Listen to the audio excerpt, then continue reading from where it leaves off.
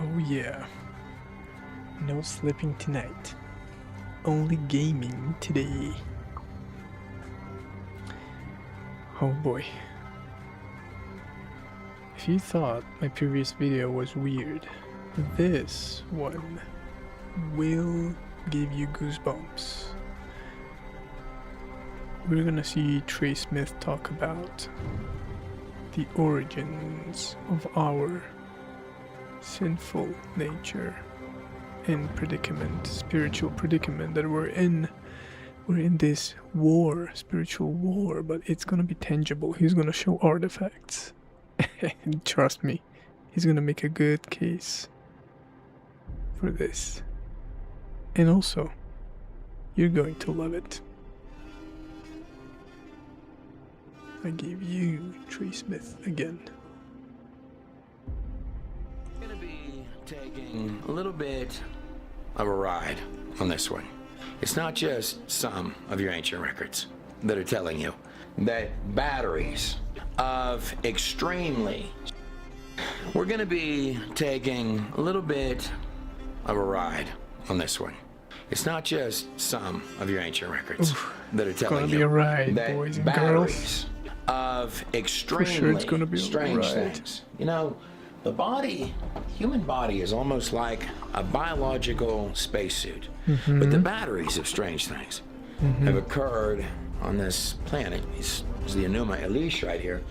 It's certainly talking a lot of demonic things from another realm all the way back to the very beginning. Ah, look at the head on that thing.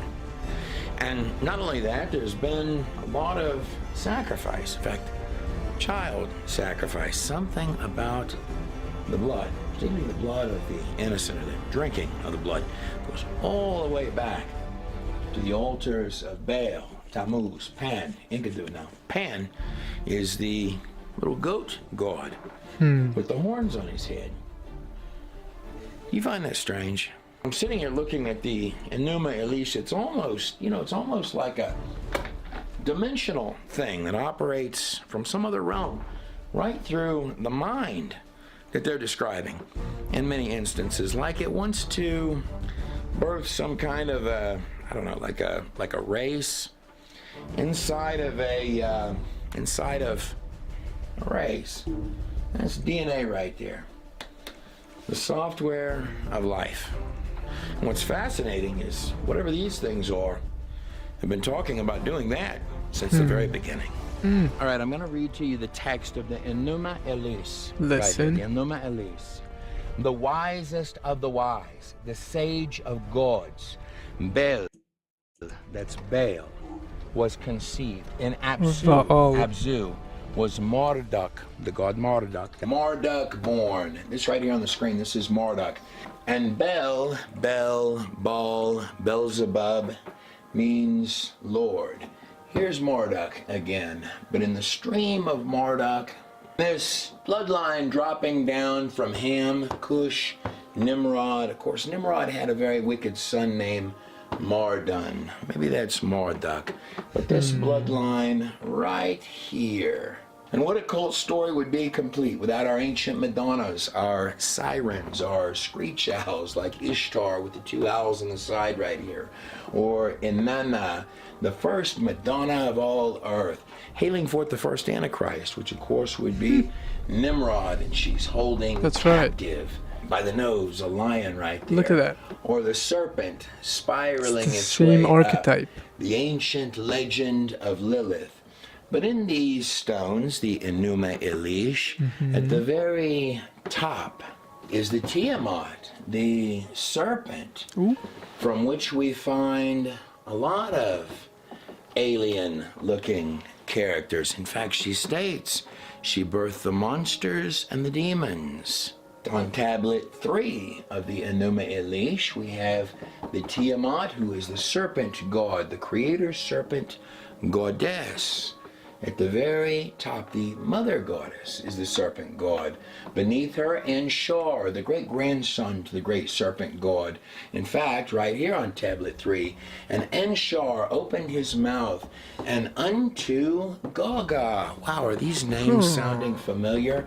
Unto Gaga, his minister or ministress, he spake the word, O Gaga, thou minister that rejoiceth my spirit, almost tickling the soft spot, goo goo gaga, on the belly of the snake. Let me welcome you to part 2 of the Genesis, the God in a Nutshell Genesis set. These really are awfully strange, elongated heads, aren't they? They really are sort of alien looking. Mm-hmm. Now on the Enuma Elish, where the serpent is the creator god, this is one of the oldest creation accounts, occult creation accounts in the world. It says here, with poison instead of blood, she, the serpent, filled their bodies. Fierce monsters, she clothed them with terror. With poison instead of blood, she filled their bodies. Does that sound familiar? This comes from the Holy Basilica right here. Of course, basilisk. Now that's a serpent, like a crowned serpent, isn't it? And serpents, they lay eggs. These come from ritual temples, giant ritual temples, where they would do human sacrifice. You know, I had a friend tell me a strange thing one time. He told me his belief that pre-flood items, pre-flood artifacts, many still around today that nobody knows about, were the most valuable artifacts on earth. Kind of artifacts kept in the palaces of kings. That being said, it does sort of make one wonder if those garments from the Garden of God, if maybe those are still around, even to this very day. This is the part 2 of the Genesis study. The last section was garments from the Garden of God. This is going to be a full presentation, a full documentary film, just for YouTube, Facebook, wherever you may be watching this. Over at godinanutshell.com, not only do we have, and I appreciate every one of you that gets copies of the God in a Nutshell books. You're not only helping support us, but they do look absolutely stunning on a coffee table. They're fully illustrated. It's a series, a set of 3 books. The full version of Garments from the Garden of God is available for immediate streaming. We also have Entities Part 1 and Part 2, both full-length documentaries. If you have not seen the full-length, you need to watch the full-length of Entities, actually both of them. Even if you've watched them before, watch them again. That's a heck of a ride. And a special thanks to the members of the Roosevelt family who are here, and to one who is not, Eleanor. That's a real demon face with shifty eyes looking into a camera right there. The face should not be there. Because as all of you famously learned when I served as president, my wife, now the Secretary of State, was known to commune with Eleanor on a regular basis. What the heck? And so she called me last night on her way home from Peru to remind me to say that. That Eleanor had talked to her and reminded her that I should say that. Manu, are you there? Now, I'm just going to lay this out there. Eleanor Roosevelt actually died in 1962. But here's the good news. I'm glad to hear that she's still periodically making it down to Peru. And more than that, coincidentally, that's where heads like these come from. I think you're going to love the way this thing ends. And taking that just a pinch further, we also have a film called Tablets of Destiny up there. And interesting. I want to talk about these weird heads.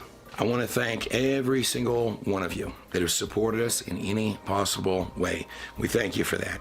The stuff does sort of look cool, doesn't it? All right, let's do this. Let's get into the film. Now, speaking of ancient garments, and I'm not a fashion guy. I mean, normally I'm not. But look at our ancient Inanna, our ancient Madonna here. Boy, she's striking a pose and probably getting to it. Now, that right there, that's not just a high heel. That right there looks like a Hollywood Boulevard pretty woman boot all day long. She could strut the block of any ancient temple. Over here we have Ishtar. Now Ishtar, the queen of heaven, and she's interchangeable with Inanna. Inanna, by the way, is both the lover and also the mother of Tammuz, the strange biological creature, the goat man depicted in your text. Anyhow, I'm going to lay that in your hands for this moment. You don't have to think about it too hard. Tammuz is recognized on the Hebrew religious calendar. Tammuz is recognized as the month. It's a month on the Hebrew religious calendar as the month that they worshipped, that they abandoned God, the 10 Commandments were smashed, and that they worshipped the golden cow. Remember the symbolism, golden cow. This is Ishtar, the later version of Inanna, who would also become the moon goddess Asheroth, or Astarte, which is, of course, where you get Easter from. Like this giant painted egg from Africa right here in my hand. Easter, they would paint the eggs. Only around the temples, they would dip the eggs in the blood of the sacrificed humans, sacrificed children. Now, Astarte, with the two little owls here, would come down in her bird's wings. She would come down in her egg, and she would do this once a year and be reborn. Her Easter egg. Now, it could actually get you thinking, what kind of creatures lay eggs? Well, birds lay eggs. There's a bird there. And of course, fish, the fish-headed Apkelu back here. Well, fish can lay eggs. And of course, well, reptiles and snakes can lay eggs. And these are all ancient, well, they're love, sex, magic goddesses. And don't get them wrong. They'll kill you. They'll kill you at the temple in a heartbeat like that. But I was thinking of the concept of the Aliens movies. Now, what was the idea behind that? You kind of had these biological, yet otherworldly, yet demonic kind of characters. And they had eggs. And the eggs had sort of a male organ or a sex organ on them. It would attach the face, and to birth itself, to birth its own race, these demonic things, it sort of needed the human race to birth its race within a race. And of course, with Easter, rabbits don't lay eggs. They breed like rabbits. So whatever this is being represented, births quick after it lays its eggs. Man, where did we get all of this strange symbolism from? Well, what I know is this. In just the case of Easter, on one end you've got the pagan beliefs, and by the way, I like an Easter egg as much as anybody. And on the other hand, you're celebrating the death and resurrection. They somehow got amalgamated into one. The pagan beliefs and the resurrection of Jesus, like two trees. And this happened at the Council of Nicaea, where they got amalgamated together in 325 AD. And that's the Vatican there. Notice they're wearing all these strange hats that look like fish heads. They're called mitre hats. Look very similar. The priests and sages of ancient Samaria, Assyria, with the fish head there. Fish lays the eggs. Got to amalgamate things. Got to make everybody happy. The Christians and the pagans, all in one. When we talk about concepts, artwork, and ideas, they're generally based on some semblance of reality, perhaps even reality from the ancient world. And your alien, otherworldly stuff, if you will, even described sort of on these rocks. well, I mean, if you've got something that just appears and disappears, I guess the question will always become, the first question, in fact, where was it when you don't see it? And of course, if we're speaking about aliens, well, this guy right here, in fact, this is one of the first drawings in the world of what we today call a gray alien. This came from, it's one of Aleister Crowley, one of the top occultists in the world. Crazy. Well, this right here is Aleister Crowley's spirit guide on the screen behind me. And right over here, this is the witch, Elias Levy, summoning what they call a wisdom spirit, an ancient Yoda. But do all of these things have something in common? And do they lead us backwards to an ancient serpent, a seed of a serpent? Here's the Greek goddess Nike back here. You know what I noticed about her? Poor girl, she's missing her shoes. What other worldly spirit are they bowing to? And how do they come to that conclusion, to bow to that on the walls of Egypt? And why does it always have to do with genetics? To take something and make it into something else. And with all these ancient Madonnas and goddesses here, it just wouldn't be complete without a sprinkle, just at least a little bit, just a little sprinkle, a little bit of gaga running loose up in there. Kick back and enjoy the film. You're coming on an unusual ride. Let's go. Beneath Anshar is Anu, the sky god, son of Anshar. And of course, from Anu, we have the whole body of the Anunnaki, the Titan sons of Anu, or the biblical sons of Anak. Now, do you find it strange that I find all of that, even probably the most popular themes, from music, rock and roll, aliens, and even blockbuster movies, on this set of 7 ancient stones? You find anything weird about that? And we're also going to hear Lilinoch in this, because when you talk about the days of Noah, so it was in the days of Noah, you're talking about the time period a little before and a little after the flood. Enoch 19.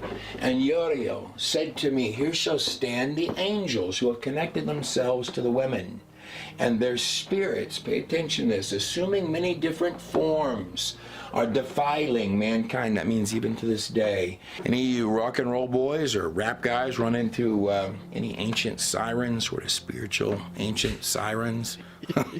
Who knew it might have happened to you fellas? It's easier to let them in than to get them out, isn't it? Don't worry, I got you on this one.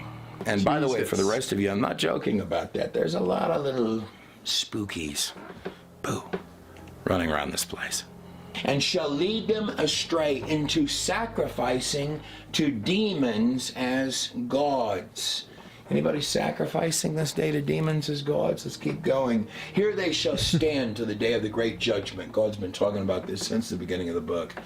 Where they shall be judged and made an end of. And the women also of the angels who went astray became as sirens.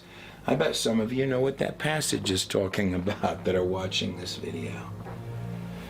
And I, Enoch, alone saw the vision and the end of all things, and no man shall see as I have seen. It's going to be a heck of a film, guys. We'll get there. That spins us right back around through Ham, Cush, Nimrod, and of course the wicked son of Nimrod, Marduk. Oof. Or Marduk if you like. That's Nimrod down here. That's his wicked son. Was Marduk born? Now, Marduk, seen at the top up here, here's his depiction, how he's commonly seen. This is one of the largest gods in all of Babylon. Now, we'll make it full circle and bring some, perhaps, illumination to characters like Tammuz in our text, where I'd like to draw your attention to, at least for this part of the video. It's right up here in Yashar 11. It states in verse 7, notwithstanding this, Nimrod did not return to the Lord. That's a real common statement about Nimrod. And he continued in wickedness, and teaching wickedness to the sons of men. And Mardon, his son, Nimrod's son, was worse than his father, and he continued to add to the abominations of his father. Verse 8. And he caused the sons of men to sin. Therefore it is said, from the wicked, that's Nimrod, goeth forth wickedness. That is Mardon. Hopping from Yasher over to the stones of the Enuma Elish, where we find Marduk, the now deified Marduk. Deified means it's an actual person, but they're being personified, in fact, on stone, now as a god. Well, the god Marduk is now teaching mankind on stone a creation account of the world, beginning with a snake. Well, the playboy of the empire, Marduk, he's always got his little dragon dinosaur with him. Mushu, the legendary dragon pet of the god Marduk. Now, Marduk not only kept dinosaurs as pets, and he wanted you to know that. Now, you find dinosaur drawings pretty well all around the globe, from cave art to, well, these right here. This cylinder seal comes from Uruk.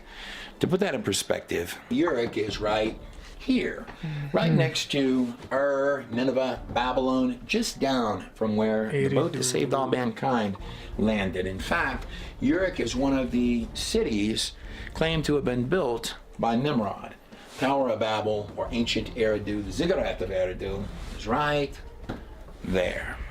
Whatever the case, in ancient Uruk, you have cylinder seals with dinosaurs. Now, it's awfully hard for a guy to brag that he's got pet dinosaurs or pet dragons if he's never seen one. It's also hard to draw one if you've never seen one. But it's even harder to brag that you've got one if no such thing exists. People that answers in Genesis certainly feel that way. I think that's a baby Brontosaurus right there. It was awesome. My little guy down here, see, he's a baby one. He's a long-necked baby one down there. And he's got his little food bucket there, which has come in through this chute. This chute right here has delivered his food down into his trough. These are all very simple little workouts. And he's got his water on the other side. Dragon imagery is not only fairly prevalent following the flood, but there's only a small handful of what we actually call dinosaurs. Of all the creatures that Noah brought, not just in Genesis, but also in the book of Yasher, you can be relatively certain that, well, it's actually covered in the text that Noah was definitely smart enough to bring the baby ones. Here behind me on the screen, this is called the Mid-Oceanic Ridge right here. It encircles the earth like the seam on a baseball. And it's actually what divides up your continents. There's still hot searing water coming out from those vents, even to this very day. And the day that broke forth, this would throw mud and sludge all around the entire earth globally, just like we see the layers of strata globally that are underneath the ground, which are sorted by weights and densities, and the animals trapped, entire herds, graveyards of animals trapped inside of that strata are sorted by ecological systems. On the subject of strata, Lugalbanda and animals buried underneath the ground. Lugalbanda, and we're going to learn that this, on these rocks right here, that Nimrod, Lugalbanda is Nimrod, or in Merker's top guy. Lugalbanda is Chardlamer in your biblical text. We will get to all of that. But Lugalbanda is telling us that he had an Anzud bird egg. That's what he's telling us on these very stones right here. And that his Anzud bird is a giant bird that could pick up cattle or even men for him. And that he believed he could communicate with it. It was an occultic type bird. But he's literally writing to you about an Anzu bird, just like fossils of giant animals that we find underneath the ground. This behind me, for example, is a giant bald eagle's head, a pre-flood bald eagle's head. You need a Garden of Eden style world for these creatures to even, many of them couldn't even breathe today. Here's a modern bald eagle's head. Here's an ancient bald eagle's head. And that's not to mention the fact that I bet they didn't tell you this in the university. That's a modern penguin's head. That behind it on the screen, these penguins were nearly 7 feet tall. And you excavate them, in this case out of the Peruvian desert, that penguin would be taller than most basketball players. And beyond that would weigh about 250 pounds. Just think of the gravity of that penguin. And you're finding records of dragons all over the place. This behind me is called the death pose. It's so common it has a name for it. The reason the animal's head is bent backwards like that is because it's gasping for breath while it's dying and being buried underneath the ground in graveyards. But 90%, in fact, I'm not even being honest with you on that, it's probably more like 95, 96% of everything you find in that fossil record underneath the ground. And by the way, all these giant animals would have to be immune to evolution because they're not getting better over going from little bitty things to great big things. It's the reverse of that. You've got giant, big, bad, bold stuff turning into little bitty, rinky-dinky stuff. And all throughout that fossil record, most of it, let's call it 95%, just for the sake of arguments, probably more than that, is marine life. Seashells and clams, seashells and clams. And these guys here, little floor crawlers, they clean the bottom of the ocean pre-flood world. And when you talk about following that fossil record, you're finding weird stuff. No matter what anybody argues that it is, it's weird. And it's all over the place. Weird stuff. This one is a genuine, for reasons I'll go into later, it appears that people with head binding, like this one here, were trying to copy things like this one here. And they were doing this all over the place, following the flood, while talking about dragons, like this thing here, were buried, drowning alive all over the place, globally. But they're definitely telling you about dragons. Giant birds, giant animals, and things that can't even exist anymore. So rolling back into our fossil record full of marine life and drowned dragons, today in universities they often compare the strata underneath the earth to tree rings.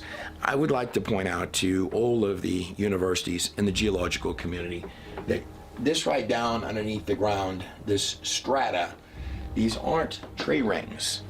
That's actually dirt. In fact, the word strata means sedimentary rock laid down by water. But no matter the case, Noah was definitely smart enough to take the baby animals. We have no idea how power-packed the genetics was before that flood, but we can see the evidence of what that was before the flood. And animals tend to speciate, which is different than evolve.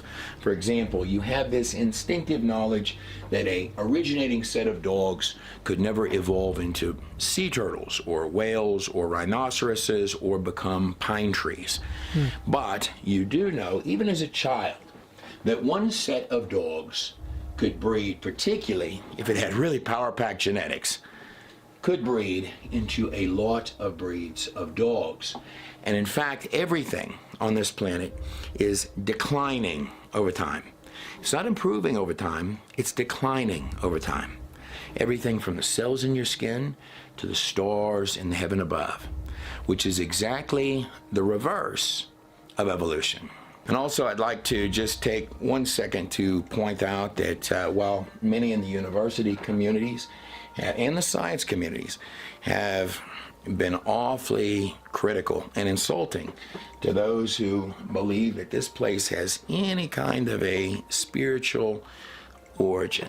And I would argue that many of those universities have mocked not just the Bible, sometimes very vulgarly, as well as most any other ancient text that they didn't like, but have done an enormous disservice to the very conscious and dimensional nature of this place described in those pages, or the absolute butchering of genetics. And the Bible is actually the book of genes and is telling you about complete, not just single strands of DNA, but the requirement of entire body plans for every cell, every organ, every symbiotic and system. And it goes in layers, all coming together as Stephen Meyer to describes. create a biological majesty literally birthed into this place from scratch and consciously plugged in as if by Wi-Fi. And by the way, what is consciousness? What is a thought, an idea?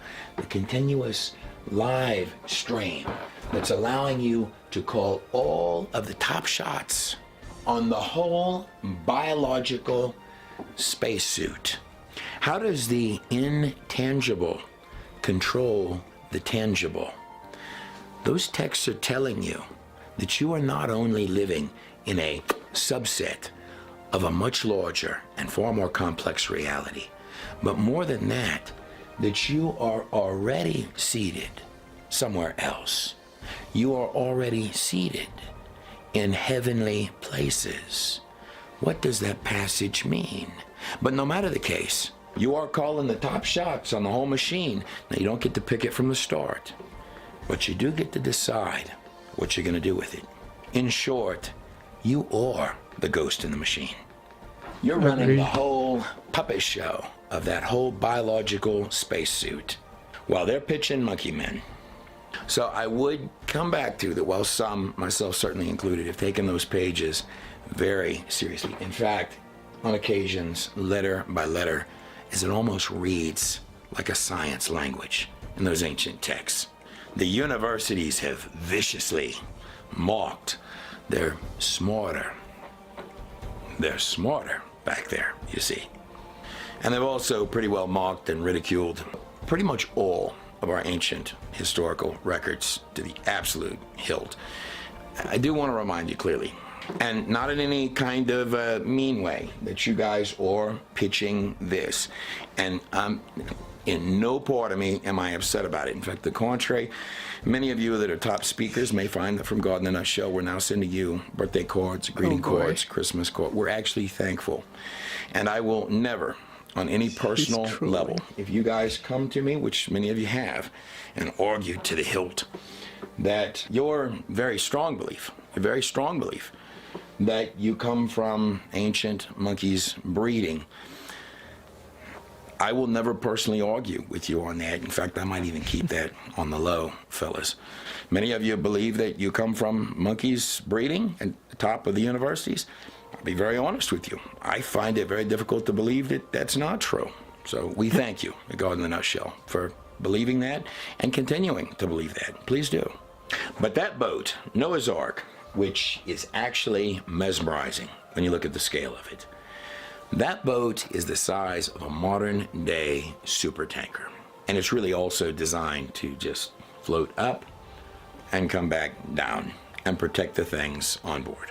And behind me, through all of these cages on the screen back here, is a recreation of the mesmerizing scope of that boat. And up above, these walkways that go here and here and all the way down to the end and all the way to the other end are where they drop in the food that goes all the way into the troughs for this animal, that animal, and every animal going all the way down to the end. And here's the truth about that mammoth boat behind me. The mathematics for it certainly work. In fact, modern engineers call the design of that boat the most optimal for exactly the job that that boat would have to do. A special thanks to Answers in Genesis. Their Noah's Ark exhibit is absolutely mesmerizing. A very special thanks also to Israel, which is where some of the footage in this film is from. With me right now, we're in Israel, and I'm on the border of 3 countries. So you've got Syria, you have Lebanon, and you have Israel. These 3 countries come together right at this mountain behind this enormous cave here. Mount Hermon, where the events of Genesis 6 as well as Enoch 6 took place. And that's Pan's cave right there at the base of it, with Pan sitting at the side. Is right at the base of Mount Hermon, seen in the imagery right there, atop which a stela was found, giving honor to the fallen angels that had made entrance right there. What? At the base of that mountain. right down from our Enoch here, right in the base of that hole, where they would do those sacrifices. This is where the elites of the Greeks and the Romans, the aristocrats, would gather in secret or in private in that day to worship.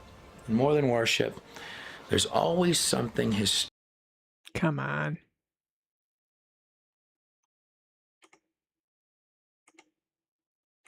You gotta be kidding me.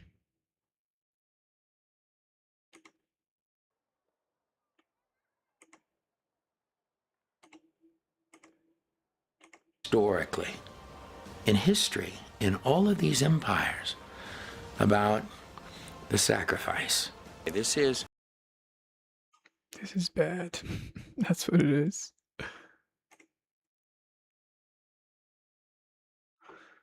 I'm currently downloading Assassin's Creed Odyssey. the famous Pan's Cave. And this was an ancient temple where children were sacrificed at the mouth of this cave behind me. The cave almost looks like a devil's mouth back there. Strange, isn't it? Historically speaking. That's what they want to get together and do, isn't it? So, and it's also right there, the base of that mountain, where Jesus pointed at Peter and said, "Get behind me, Satan." Well, it's at the base of Mount Hermon, where Jesus transfigured before the disciples. He was literally firing a shot at darkness and stating, okay, now it's time to begin. Special thanks also for some of this research here about the stela on Mount Hermon goes to my friend, Skywatch TV, Derek Gilbert. And Pan from Pan's Cave, that's Pan right there with his little flute, and he's there to take the children and to deceive them and to enchant them and take them and drown them. Pan is, of course, based on, well, Gilgamesh's friend, Enkidu, seen right here in artwork in an ancient statue. This comes from just outside of Pompeii, a city that was destroyed. These were the kind of statues that they found underneath the volcanic ash of a city destroyed. I mean, the mystery schools when there in 79 AD. Bro. And that's Pan right there, ravishing a goat. I guess when Gilgamesh had first met Enkidu, he was ravaging the temple prostitutes, or probably whatever he could get his hands on. Enkidu means Enki created. We're going to learn some more about Enki. But there is, in fact, an altar in there for the children at the base of Mount Hermon, inside of God will Pan's make all Cave. things right. An ancient ball, seen right here with the ayin in the center of the word in Hebrew, demanded that they come and they bring their children. That's what ball demands. So I guess we know the spirit behind that, correct? Jesus said when he was surrounded with children, he said, anyone that would hurt one of these, the little children, it would be better for him in that day if he were never born. It would be better that a millstone is an enormous stone. A millstone, and this is a millstone on the screen right here, this rock going around in the circles. These were used to crush grains, but in Israel, which is where this one is from, the millstone would also be used to to crush olives into olive oil. That a millstone be tied around his neck, and he be cast into the sea, the abyss, the abuso. Here is the scope of the size of this thing on the screen behind me, Noah's Ark. Even if you're an atheist, you have got to go visit it. And most people wouldn't think it, but when you actually look at the different animals you need, remember most of the animals on this planet are sea life, fish, clams, bacteria, amphibians. You don't really need a lot of those for the boat. Here's the bottom line, is that when you actually look at what you need on that boat and do the math for it, Noah's Ark is actually way overkill for the job that it needs to do. And that actually plays a role in the story we're going to tell and walk through in this video. So it says that the boat landed on the 17th day of Nisan. That's the same date that Jesus walked out of the tomb. It was on the 17th of Nisan. Calendar dates are very important to God, and also numbers. In fact, he's got an entire book called Numbers. And also symbols. Good point. God has symbols, and the occult has symbols. Yep. Choose this day who you serve. But Nisan 17, 7 and 1, of course, is 8. That's the number of new beginnings. On Nisan 17th, and that's the date on the Hebrew calendar, that's when the ark, God goes out of his way to tell you that the ark hit ground on Nisan 17. The day they walked through the Red Sea, that the Red Sea parted, and they went through the waters of the Red Sea. They passed through the abyss, or death, to the other side of death. Was on Nisan 17. And the day Jesus came out of the tomb, the new beginning, was also on Nisan 17. And this canal here that you're looking at, I want you to look down this thing. I'm going to walk you along it. This is where the stone was that was rolled away, right through this canal where I'm standing. And as I turn you back around, and you can see this puppy, how it went both ways. And what you would do is you would have Roman seals. So when the large stone, and they found the stone, by the way, but the large rolling stone, when it gets put in place, will block this entrance here. Those three things. I wonder if that's a coincidence. And the stone that goes right here on this pathway, on both sides of it, you can see where the stone was. This is where the stone was that was rolled away. And I'm going to walk you, we're just going to walk inside. We're going to walk right inside this. I'm going to set my camera bag down for you. But we're going to walk right inside the tomb of Jesus Christ. These three things here. So the resurrection of Jesus happened on Nisan 17, of course 7 and 1, of course that's 8, a new beginning. These are all new beginnings. There were 8 people on Noah's Ark. This is the actual tomb. These are the rock walls of the tomb of Jesus. That's what this is that I'm standing inside of. This is where, this right here in front of you, this is where the stone was that was rolled away. But on Nisan 17th, that's when Jesus came out of the tomb. So 3 days before that, just like the 3 crosses, became as a man. God himself became as a man and laid right over here, in this area where this little fence guy is. Where you see, this would have been pitch dark in here, this room, for 3 days. Jesus was 33 years old when he was crucified and came out of that tomb. Is that correct? And there I saw one who had a head of days, and his head was like white wool. This is God we're talking about. And with him was another, the same other that was in this room and walked through this door, who had the appearance of a man. Now, if the day that Jesus came out of that tomb was Nisan 17th on the Hebrew calendar, the Hebrew religious calendar, well then Nisan 14th would be 3 days before that, the Passover, as if a symbol, a foreshadowing. For nearly 1,500 years they did Passover before the crucifixion of Jesus. And his face was full of grace, like one of the holy angels. And I asked the angel who went with me, there was an angel standing here at this door. When the women came to the tomb in the morning, there was an angel standing by this door.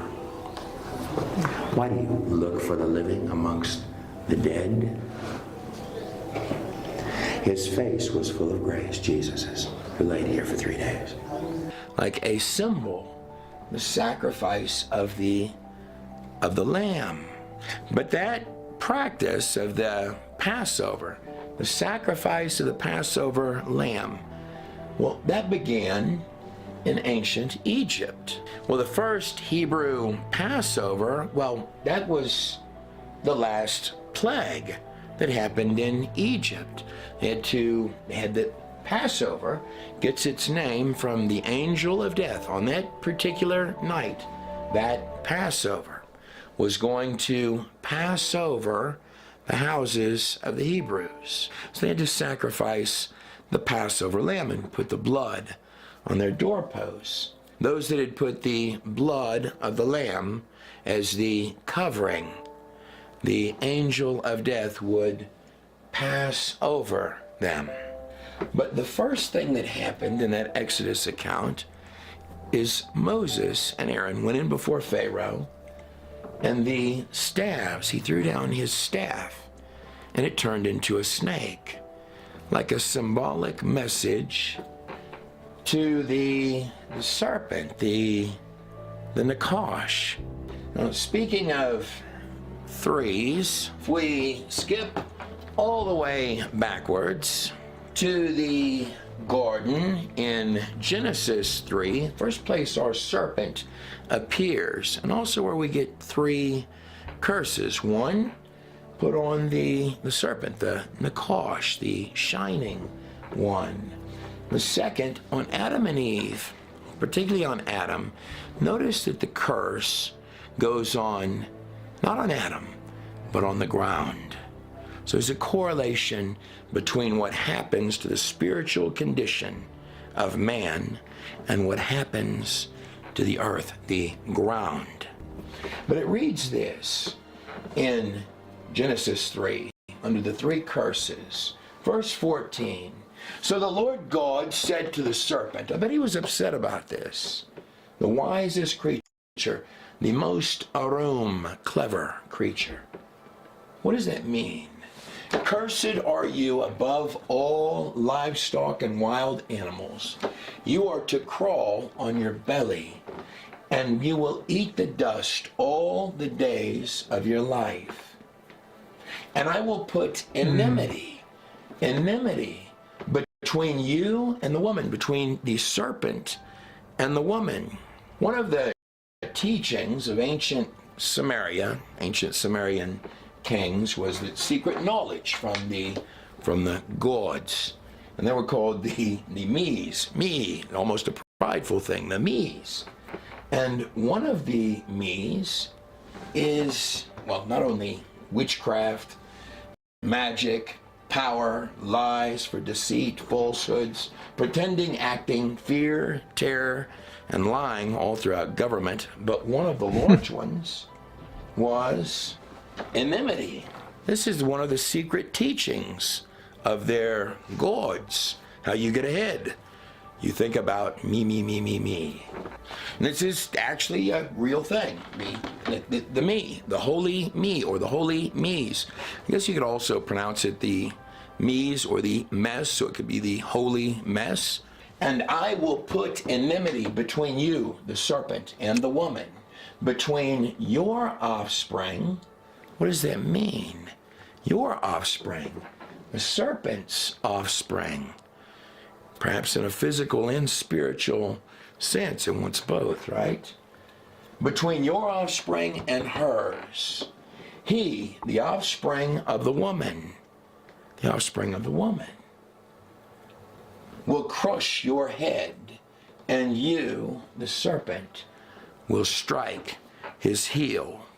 So we're almost looking at, just like in that garden with the two trees, two paths, and one of them has a whole lot of me's. The secret knowledge at its core is all about me. Or one tree with a snake, but a snake that looks good to the eyes, got some Hollywood glitter on it. Appears to be good to make one wise. They thought they were wise, but they became as fools. Do you remember that? And the last one, ye shall become as gods. You are the gods. So on one hand, bear no expense. You can sacrifice your own subjects for your own me's. On the other hand, is a God that would lay down his life for his friends. You know, Abraham was a pretty dusty sheep herder. But that dusty old sheep herder was called a friend of God. It says about Abraham, he trusted God, and it was accounted unto him as righteousness. And I asked the angel who went with me and showed me these hidden things concerning this one, this Son of Man. Who he was, whence he was, and why he accompanied the head, the Ancient of Days. You know, it really is a lot of symbols. In Genesis 3 and beyond.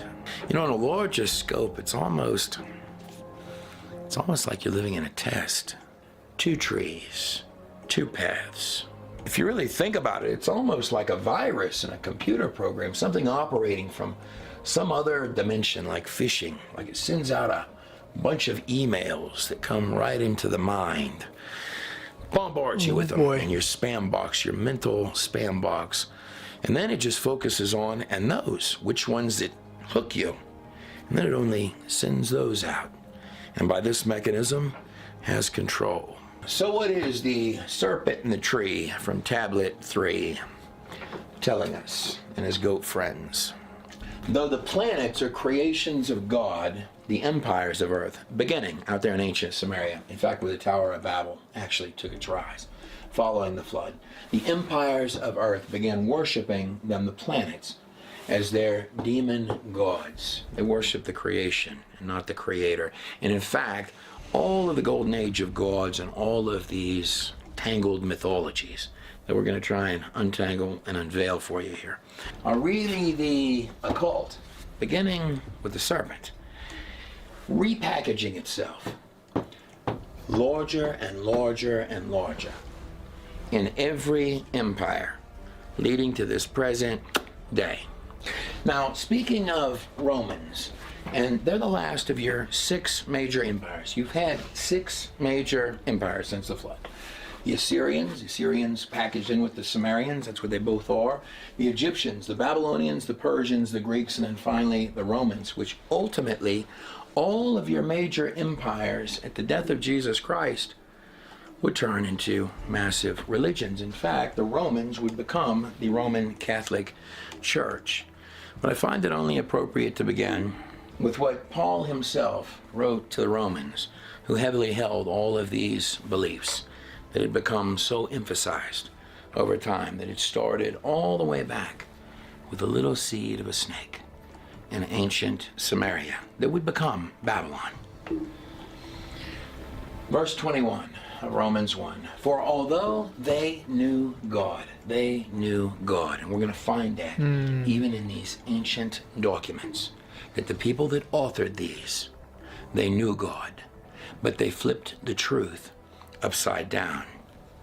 For although they knew God, they neither glorified him as God nor gave thanks to him, but their thinking became futile and their foolish hearts were darkened. Although they claimed to be wise, they became fools. They exchanged the truth of God for a lie. Now, when thinking about occult symbols, many people may think about this symbol here, the iron. The iron it's a duality. It's a symbol that's a duality. Let me tell you something about all symbols, even the snake or the goat. The devil doesn't own anything here, not one thing. He's only got a short-term lease, and there are very few things, like this symbol, that he even can use.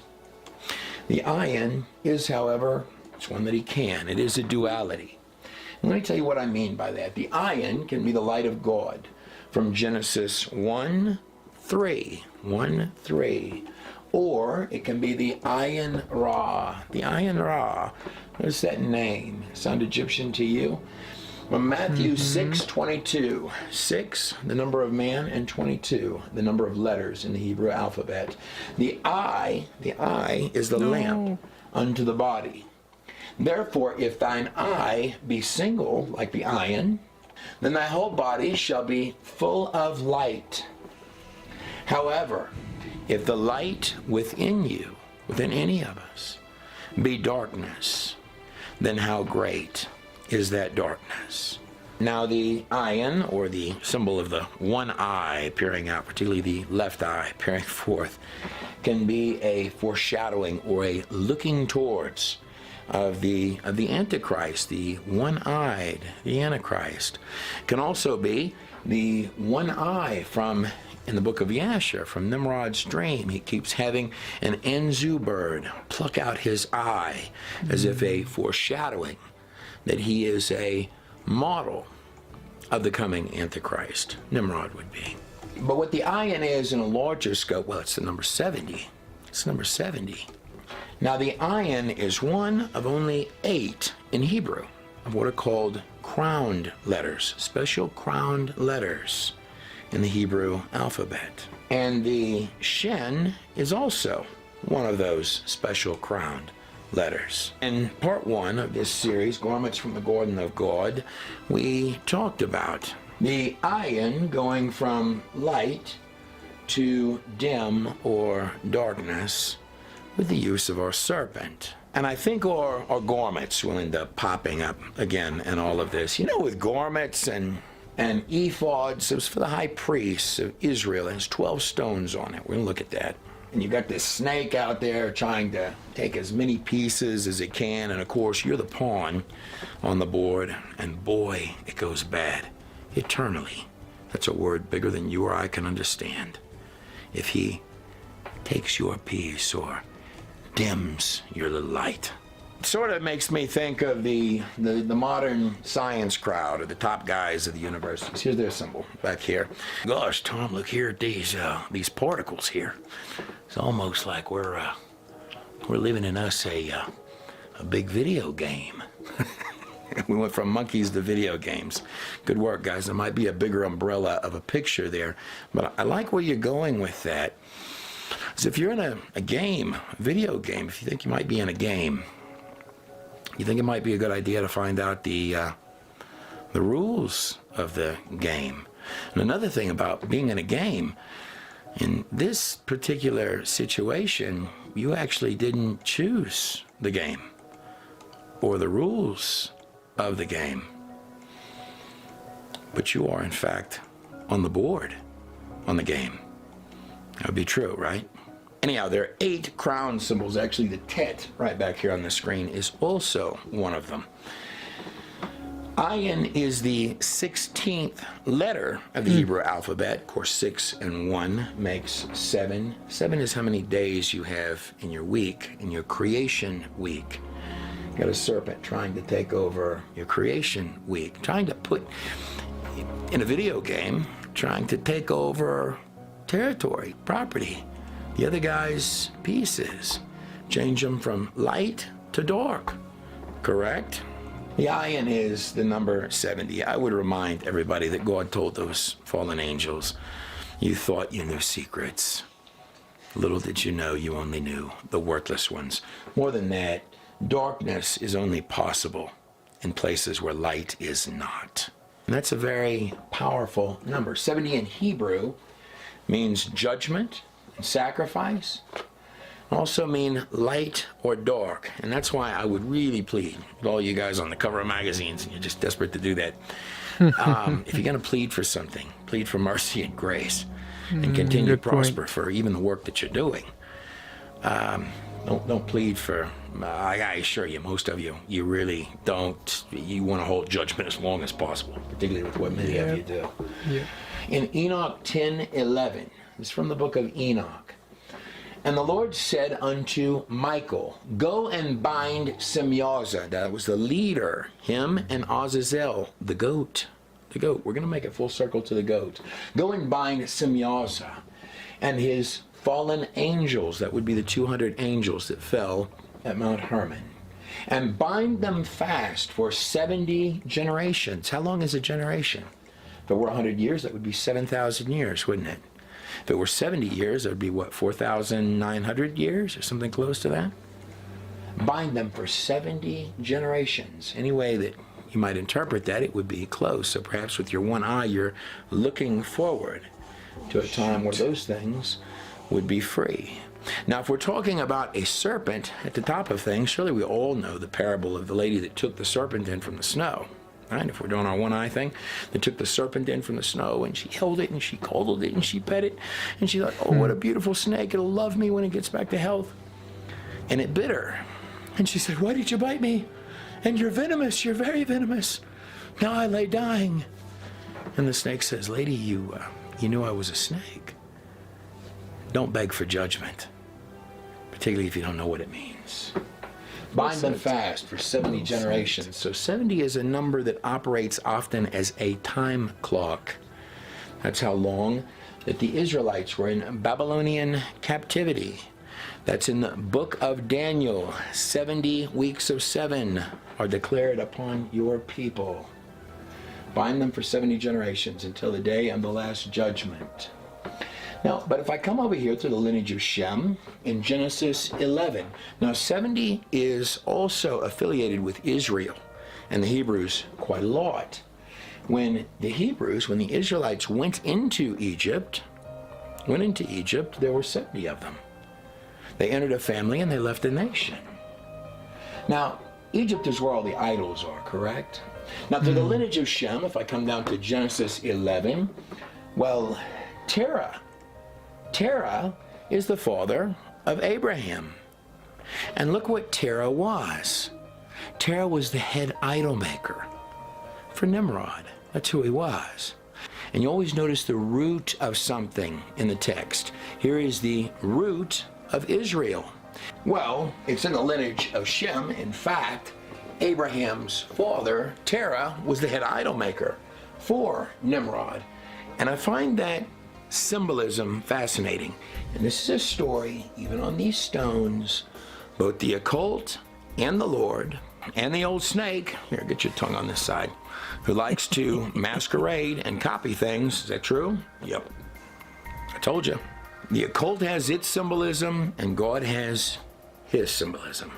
But just like Abraham's father was actually the head idol maker for Nimrod, the largest wicked empire on earth, in your biblical text, Israel, that would come through this lineage, is in fact called Babylon more often than Babylon, the literal actual Babylon, where Marduk was and worshipped, was called Babylon. Now, if we're dealing with a serpent, which indeed we are, a Tiamat, taking its shape or her shape in this modern age, even with its ministers like Gaga, well, then she should have her temples and be doing everything she can, that the mother goddess serpent can, to taint the places of righteousness. Here behind me, of course, is the Vatican Cathedral.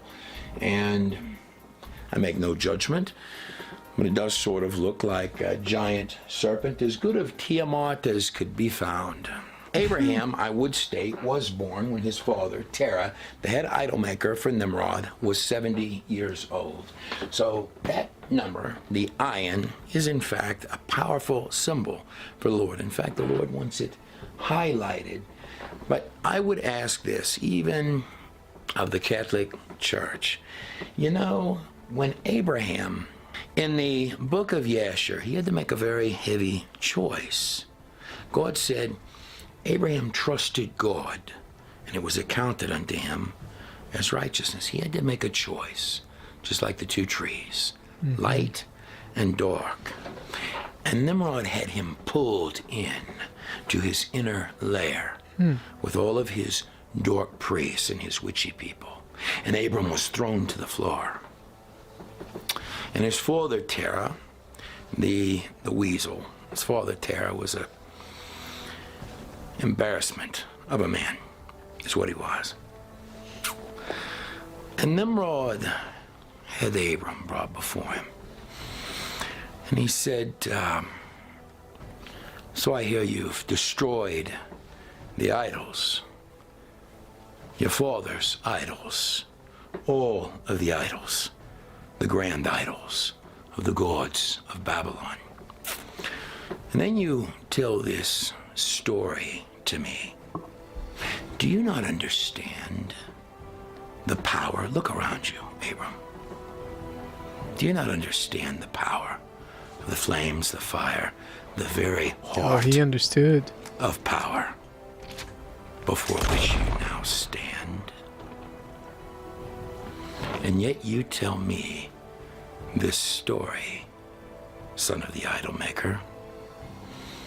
How foolish do you think I am? This is what Nimrod asked Abraham. And Abram looked up from the floor and he said, I don't know. How foolish are you, my king? That must have probably stunned Nimrod. And Abram looked over at him and he said, you tell me what I've just told you is foolish. Yet you teach the men of all earth that these gods made of wood and stone are the gods that created the heavens and the earth. Even he You're doing the very didn't believe same in them. things that the men did before the flood, which caused the God of the universe to destroy the world. So respectfully, my king, how foolish are you? This is Abraham talking to Nimrod in And the this book of dearly Jasher. perplexed Nimrod. Historical I'll books, tell not you, canon, I but can't wait historical. to get to those parts in this series where we talk about Nimrod and Abraham and all of it. But I'll tell you, even if you're the Catholic Church, even as Abraham had to dust the old idol maker off of himself, let me ask you this one question.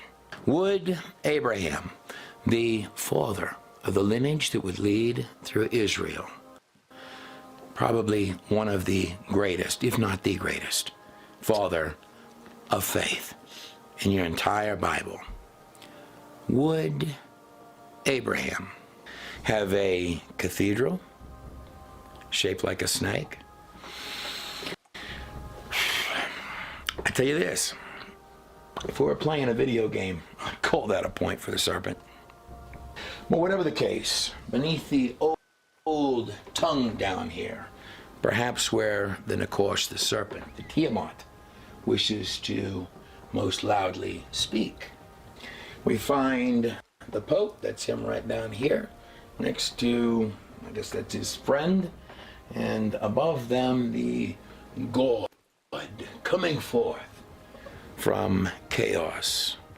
And the first thing I thought, actually, when I saw this statue here was, I thought immediately of the Inky. Look how similar they are. The Inky coming forth from his portal of abyss, coming all the way in. In fact, this seed of the gods right here is not dissimilar to our monkey religion, our modern science. There's the gods, and then there's the rest of you, riffraff, you monkeys. Indeed, that's an interesting take, right? Chaos. In the beginning, there was nothing, Why the double then it standards? exploded. If you believe that part of it, you believe anything. Our snake has indeed made it a long ways from that garden and taken a lot of pieces on the board. This comes from the first tablet, one of the 7 little tablets of the Enuma Elish. When in the height of heavens was not named, and the earth beneath did not yet bear a name, and the primeval Abzu, that means the abyss. Abzu means abyss. What they're stating is order arose from chaos. Let me continue. The abyss begat them, the heavens and the earth. Abyss begat heavens and the earth. And chaos, Tiamat. Tiamat is the serpent. So this story on these stones begins with the snake. And Tiamat was the mother goddess of them both. This is the Sumerians' history of the world on the most, doesn't just talk about the flood, but on their most prized documents. The god to them, on top of the gods, is the snake. Tiamat is the mother goddess. She created the heavens and the earth from chaos. She then creates the gods, the serpent gods and the demons, her sons. Now in Genesis 3, we have our snake, our Nachash. And the word Nachash is actually in 3 parts. As a noun, it means serpent. That's why it's translated as snake. As a verb, it means to be divine. And as an adjective, it means the shining one. So this is a luminous, serpentine, shining serpent. An angelic being, wise yet evil. Tiamat, the snake, spawned monster serpent, sharp of tooth and merciless of fang, with poison instead of blood. She filled their bodies. Fierce monster vipers, she clothed them with terror. With splendor, she has joy doing this. With splendor, she, the snake, decked them. She made them lofty of stature. They were giant. She set up the vipers and the dragons and the monsters. Now, in Genesis 3, we start with a choice between 2 trees in the garden. On one hand, the tree of life, and on the other hand, the tree of the knowledge of good and evil. But I would argue that this isn't a story about right or left. This is a story about up or down. Paul writes to the Corinthians that even the devil himself, that old snake, masquerades as an angel of light. Is that true? Do you masquerade? You like wearing masks, pretending things you're not? You masquerade as an angel of light? Yes. Told you. So this on the screen behind me is the Church of the Nativity in Bethlehem in Israel. And it's kept up by the Catholics, by the Catholic Church. And I can tell you, we got family members that are Catholic, and they're some of the nicest people on earth, some of the most generous as well. But the Catholic Church, I will state this, that I've been very appreciative of the fact that they have tried to keep artifacts that go all the way back to the time of Jesus. In this case, probable spot of the birth of Jesus, where 3 sets of wise men, 3 gold, frankincense, and myrrh were the 3 gifts that they brought for Jesus. And they were following a star. Well, that's a strange star. But the truth is, and generally in places of power, in all people, you're going to find paganism, even at people's best, and it generally starts with the very thing that God says he actually hates most, pride, the me's, the secret knowledge from the gods. Now, what I found funny about the me's, the me's, is, well, the me's largely come off of Inky and the World Order. Now, a lot of people throw around this term. I guess it would be Inky and the New World Order, but so just realize the gravity of that. That's an actual tablet, Inky's New World Order, going all the way back to the days of the Sumerians and Nimrod. He's actually done it at least 1, 2, 3, 4, 5, 6 times. So I guess he's had a little bit of practice at this. A lot of people throw this term New World Order around. I don't think that's an appropriate term. If anything, it's the Old World Order, and I don't even know if you could state that. This isn't Inky's first rodeo. Actually, Inky's argument for you to do every single thing that it somehow seems a little bit off with your heart. His argument for doing that is always pretty much the same, almost like a computer virus would do.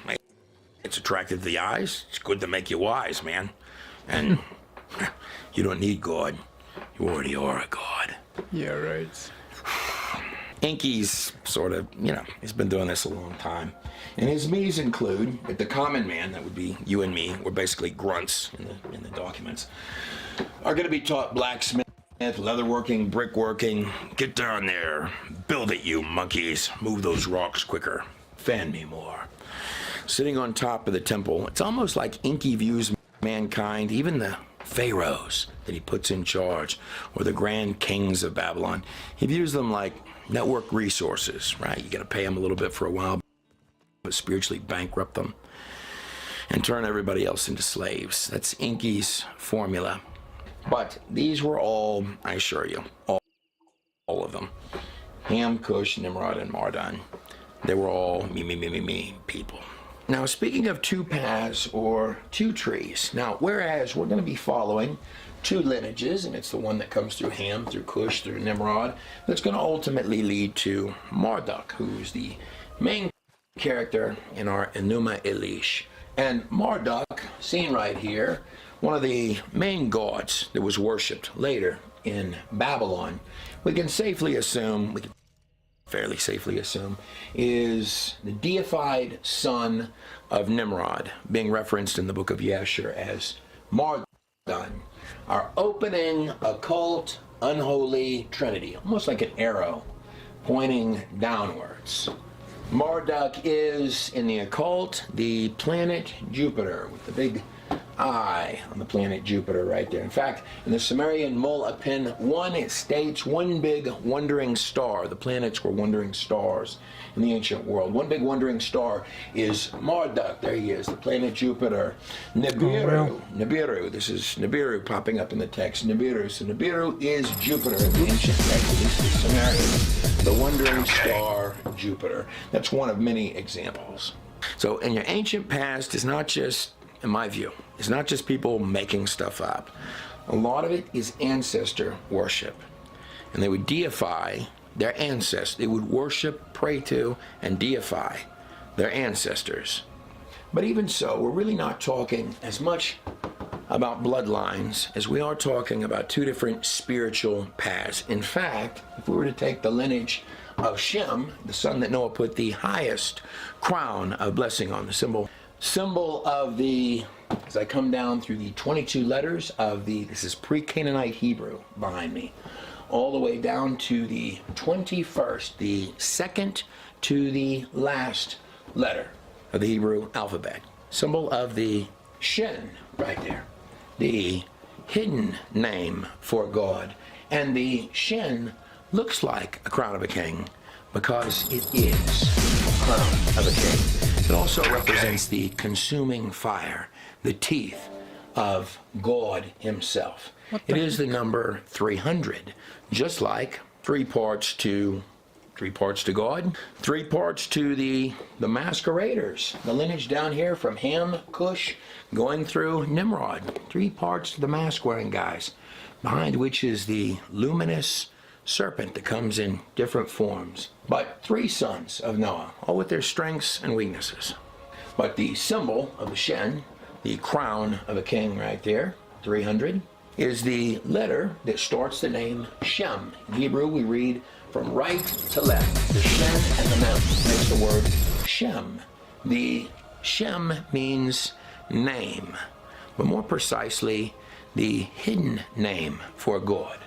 So not only do we have the start of the crown for the king, the hidden name of God, but we also have the Mem, which is symbolized, and by the way, I've combined modern Hebrew with ancient Hebrew in this particular spelling of the word Shem. The Mem from pre-Canaanite Hebrew represents the waters, almost like we're looking at the flood right there. Just like it rained 40 days and 40 nights, the Mem is the number 40.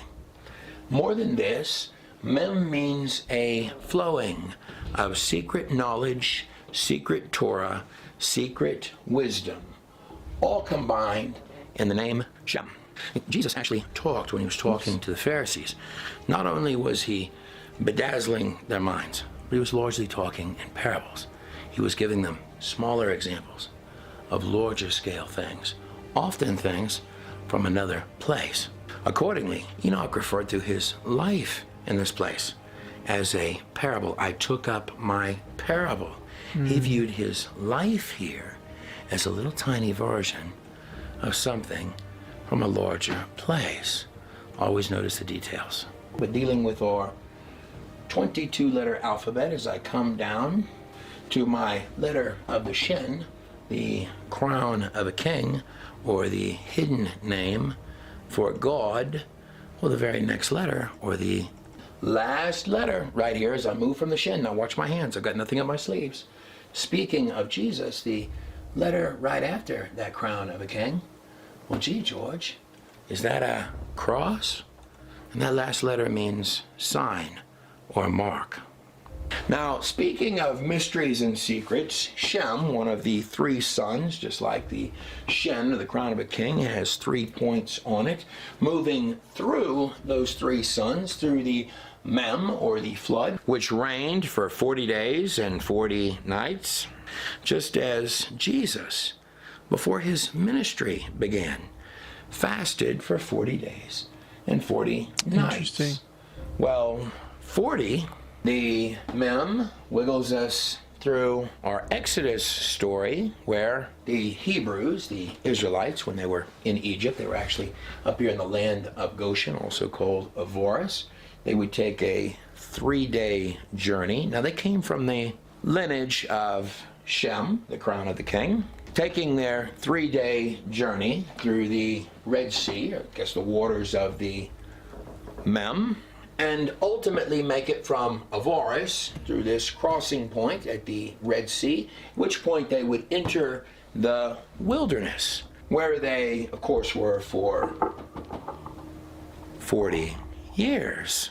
Now, many say that God doesn't use numbers in mathematics, but yet this crossing right here takes us directly into the book of Numbers. In fact, Numbers 2, we read about this camp in the wilderness, at the heart of which would be the tabernacle, where the fire of God would not only come down from Mount Sinai, but in the heart of the Levite priests, the heart of the tabernacle. But God had very specific instructions. Almost looks like you're reading data when you read those pages in Numbers. Very specific instructions on how he wanted the Israelite, the Hebrew camp, structured. So if we take that nearly dimensional seeming data and begin to draw out what that camp actually looked like, it begins to make the shape of a giant cross with the tribes. Why God wanted them numbered is so you would know the links, with the tribe of Judah down there at the bottom of that cross. And mind you, the instructions God gave on this camp are actually quite tedious. So the camps can only be so wide, and each tribe of Israel is to go in certain spots. So it can only be so wide, and it can only go, for example, due north, due south, and be so wide. So it can go really long, but it can only be so wide. And that's how you know, when you begin drawing this thing out, this camp, and the exact dimensions given to you of this camp. I mean, if you just read it as text, it's going to come off as a tedious, difficult read. But the moment you start, no detail in the Bible is trite. Whether it be the weight of a board on the boat, the length of the boat, or the exact instructions of the Hebrew camp. Bottom line, this was a moving cross on the desert floor, with the mathematics, or the numbers, of each of the 12 tribes. And at the very heart of that cross were the priests, the Levite priests. Now, does that camp look an awful lot like the symbol of the Tov, meaning sign or mark? The camp of Israel was, in fact, it's a giant moving cross, which means sign or mark. That's what it was on the wilderness floor. And in the heart of the camp, that's where the tabernacle was. That's where the fire of God would come down, would be there in the heart of the camp, where the Levite priests were. Now, the Israelites, and I find this fascinating, when they saw clouds, just like when you see clouds, you might see clouds in your life, they were not to move. It was only when they saw fire, that they knew, now it's time to go. And the high priest, beginning with Aaron, would wear the high priest ephod. This is the ephod over here. Actually, the ephod is an entire set of garments that the high priest would wear. Now, these are not the garments from the garden, passed down through Adam and Eve and through Noah. and stolen by Ham. But what they are is they are representative of a priestly covering, And the actual ephod was worn over the chest. In fact, every element of the camp, the tabernacle, right down to the priestly ephod is pointing towards the Mashiach. It's pointing towards Jesus. But it had 12 precious stones on it, and each stone represented a tribe of Israel that the priest would wear over the heart while he was going in for prayer before God. He's wearing the tribes of Israel over his heart. And 12 is how many months that you have in the year. 12 is how many disciples that Jesus had. 12 is how many sons of Jacob there were, whose name would be changed to Israel. 12 is how many tribes of Israel that there were. 12 is a number of perfection. It's also a number of godly government and authority. And you have 3 levels to the tabernacle. You have the outer court where the people could come in and they could pray. You have the inner court. And then you had the Holy of Holies where the Ark of the Covenant was. And inside the Ark of the Covenant there were 3 holy objects. This was the setup that God had. 1, you had the 10 Commandments. The first holy item of the 3. The Yod is the 10. That represents God himself. There were 10 commandments. 10. It's a universal whole number. The second item in the Ark of the Covenant was the staff of Aaron's staff. This is the same staff he would throw down before the magicians of Pharaoh, which turned into a serpent and ate their serpents when the magicians of Pharaoh did the same. But it's also the staff, Aaron's staff, which budded. It was buried under the ground, and then when it was pulled back up, it had budded, it had borne fruit. The staff represents Jesus Christ. That was in the Ark of the Covenant. The third item is the holy manna. This is an ancient Israeli jar right here. It said the manna was put in an ancient jar. This is a menorah, the jar of heavenly manna. This represents, they said that it tasted like honey, this manna that would fall from the sky, heavenly manna. This represents the kingdom of God to come. It almost is like a video game, isn't it? With all these symbolic items. These are the 3 dispensations represented in that box. And the high priest would go in once a year and he would sprinkle the blood of atonement on the mercy seat between the 2 angels, the blood of atonement. And he would do this on Passover. So the high priest would take the blood of the Passover lamb. The first Passover was in Egypt, on the last plague of Egypt. He would take the blood, the Passover lamb, and he would sprinkle it on the mercy seat, between the 2 angels, with all of the tribes of Israel on his ephod, on his garment. And he would sprinkle the blood of the lamb on there for atonement for the sins of Israel. Now, speaking of 12, were these 12 precious stones on the ephod representing the tribes of Israel. 12. If I come backwards to Exodus 12, Exodus chapter 12, this would be the last plague of Egypt. There were 10 plagues. Each plague of Egypt represented a god of Egypt. For example, the frogs. The frogs are the god Happy from Egypt. That's actually where you get the word happy.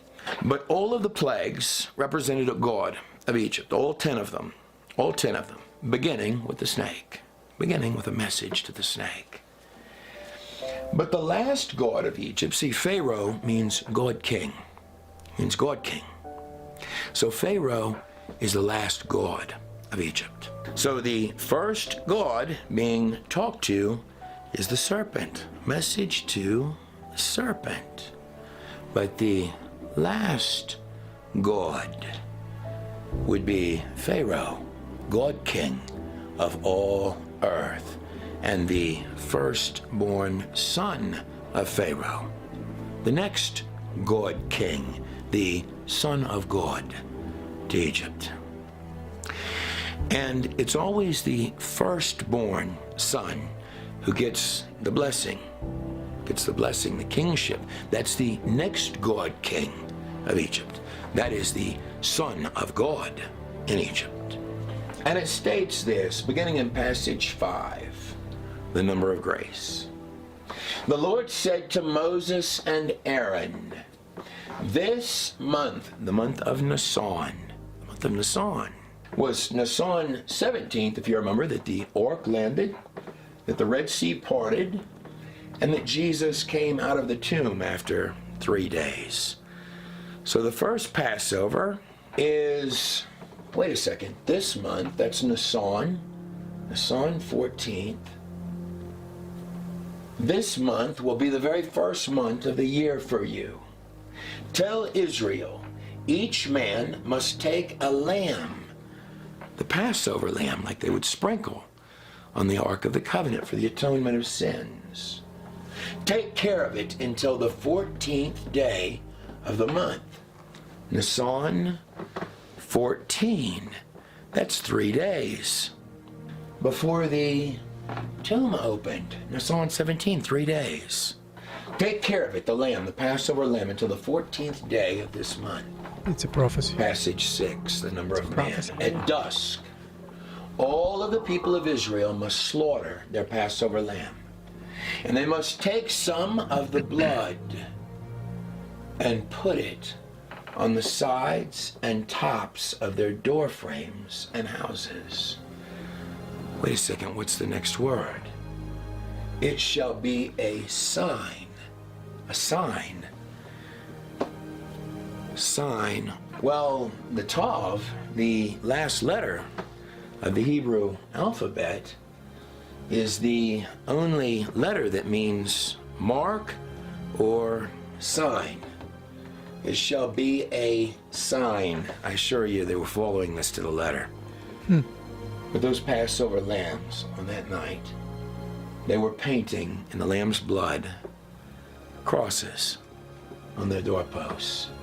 It is the Lord's Passover. Wait a second, and this is exactly 3 days before they would be at the Red Sea and the waters would open and the Israelites would pass through death with the Pharaoh's army right on their tail. Now, at the beginning of the Exodus account, when Pharaoh is laughing, I'm listening, you have audience with Pharaoh, God King of all earth. So tell me, Moses and Aaron, what does the God of the slaves have to say to Pharaoh?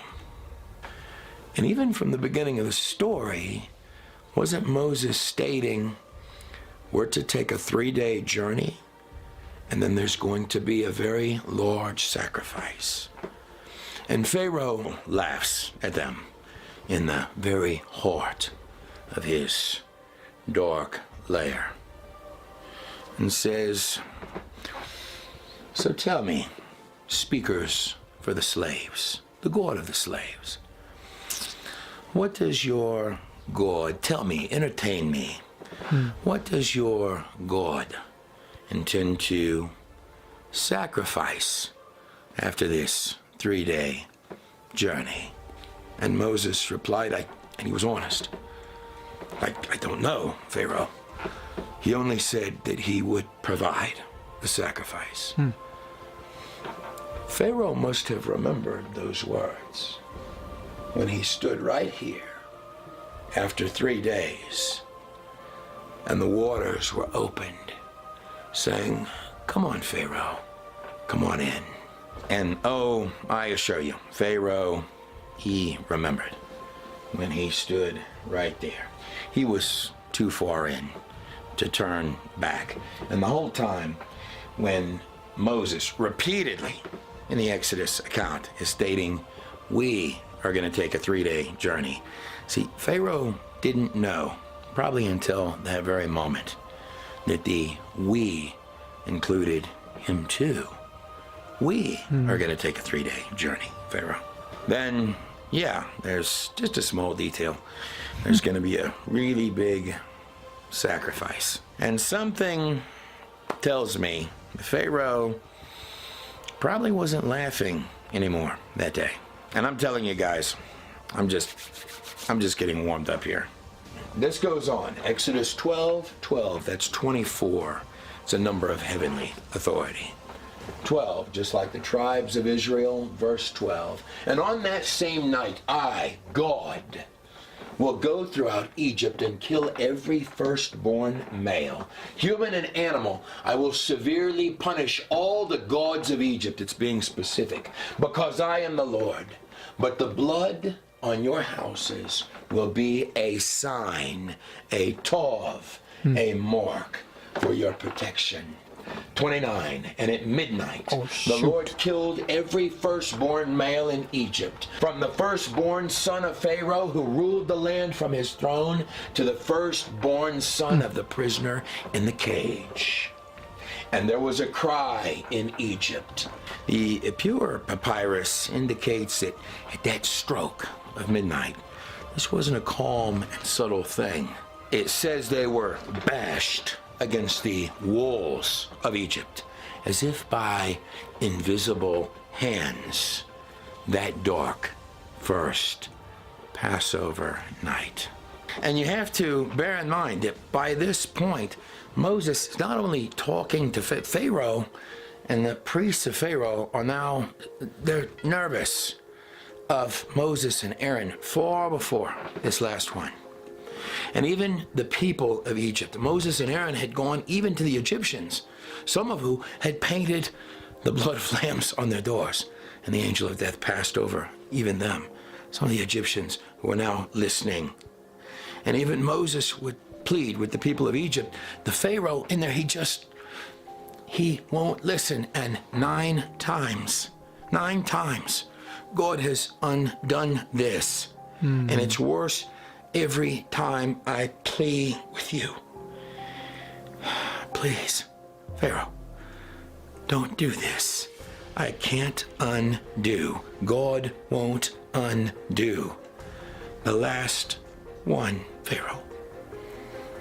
Please, just for your own sake and your own people, will you let them go?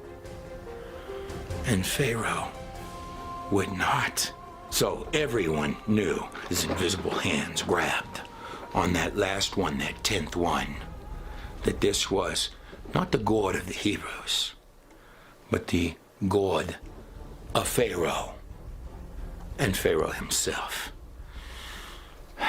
If you won't listen, maybe you'll feel. This was Pharaoh that did this to his own people. And everybody knew it at that point.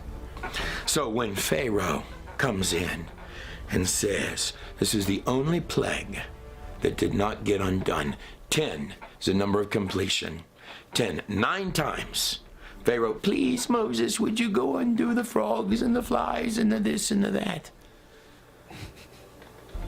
And Moses had pleaded with him, don't, just let them do it. Just let them go, Pharaoh. Yeah. Pharaoh's heart kept being hardened. And every time, God would undo it until that last one, till that very last one.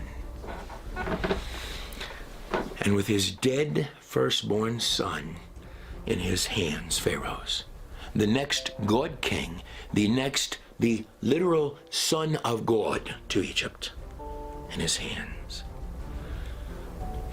Pharaoh says, on that Nisan 14th, the same day that Jesus would be crucified on the cross, would you raise my son from the dead? And Moses says, goodbye, Pharaoh. There would be no son of God raised that Passover. And in 3 days from that Passover, Pharaoh would be standing there on the edge of the Red Sea, watching the Hebrews dance and sing with all the gold of Egypt their way to the other side, while the waters, as if taunting Pharaoh, stood parted, and said, bring your army and come on in.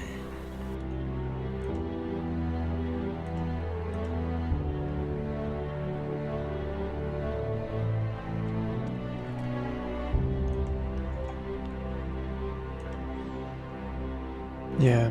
I want to thank all of you for watching. This has been part 2 of the Genesis series by God in a Nutshell. There's an extended version of this film, very extended, over for partners in the streaming section at godinanutshell.com. Yep. And I also want to thank every single one of you that have gotten copies of the God in a Nutshell set of books. They are absolutely beautiful on any coffee table, and they're just a lot of fun, and they're fully illustrated. God bless every single one of you. God bless every last one of you. Come over and stream the elongated section of this. Also, Tablets of Destiny is up over there, and I'm working on, I've got 2 more of them that are nearly done, guys. And I know I'm moving a little slower than I'd anticipated, but I would rather them be good films than be fast films. They'll all be good. Come over to godinanutshell.com. God bless every last one of you and your families on the other side of the screen.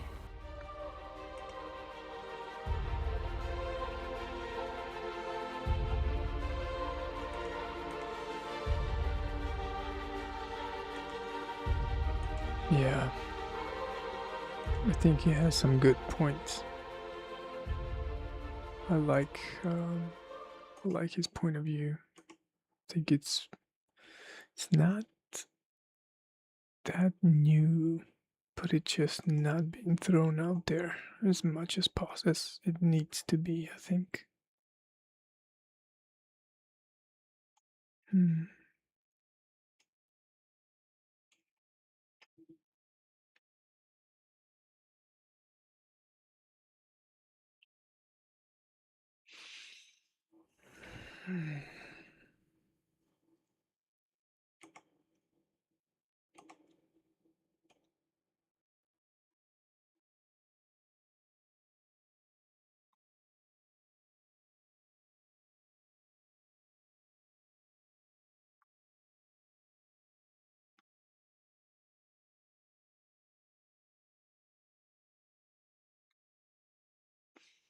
Well, trying to see which video I should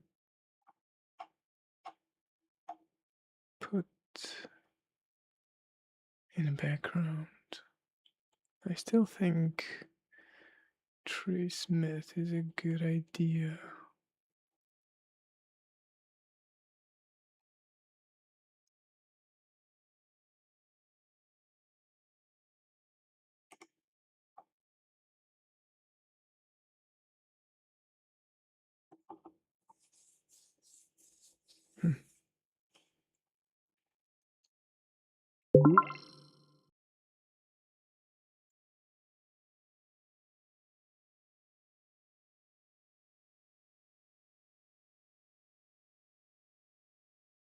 Interesting.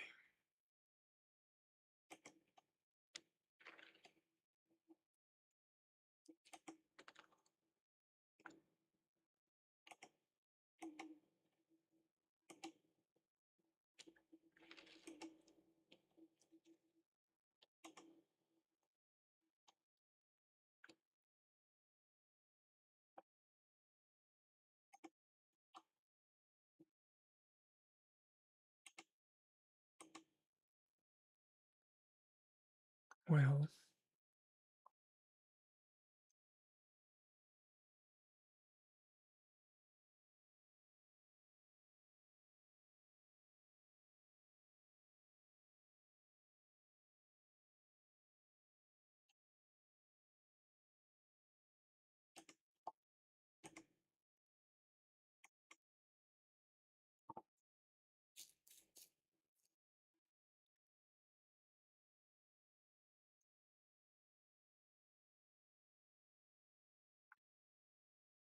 enjoy. Presentation is on the Babylon beast, or the beast of Babylon. Even if you're an atheist, you've probably heard this terminology before, or the concept or term Mystery Babylon, which of course has both its physical and spiritual origin all the way back with the Tower of Babel and Nimrod, or Dark Lord Nimrod, which is not only the actual birth of the literal Babylon, but the spiritual system of Babylon. That being stated, we should probably begin with what the biblical pages state about this Babylon. In Jeremiah 51, for example, Jeremiah prophesies that Babylon is going to be ultimately destroyed, the physical, literal Babylon, which occurred. Yet in those same texts, it appears that he's looking forward also to something larger occurring with Babylon, a mystery Babylon, from Revelation chapter 17. And it states this: one of the 7 angels who had the 7 bowls came and said to me. Now in the book of Revelation, you're not going to be able to count up all the uses of the number 7. 7 is a number of completion.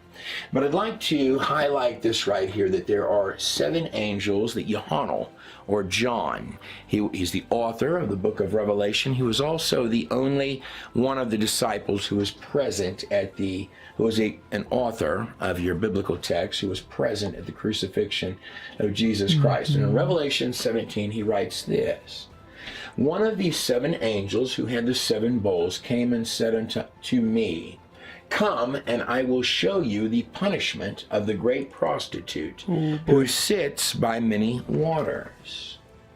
With her the kings of the earth have committed adultery, and the inhabitants of the earth were intoxicated with the wine of her adulteries. Now this woman, this prostitute, is going to turn out to, in the text, be a city. John continues in this vision. I've also summarized summarized the text, but I've condensed some of it, and I'll point out some of the places where in a second.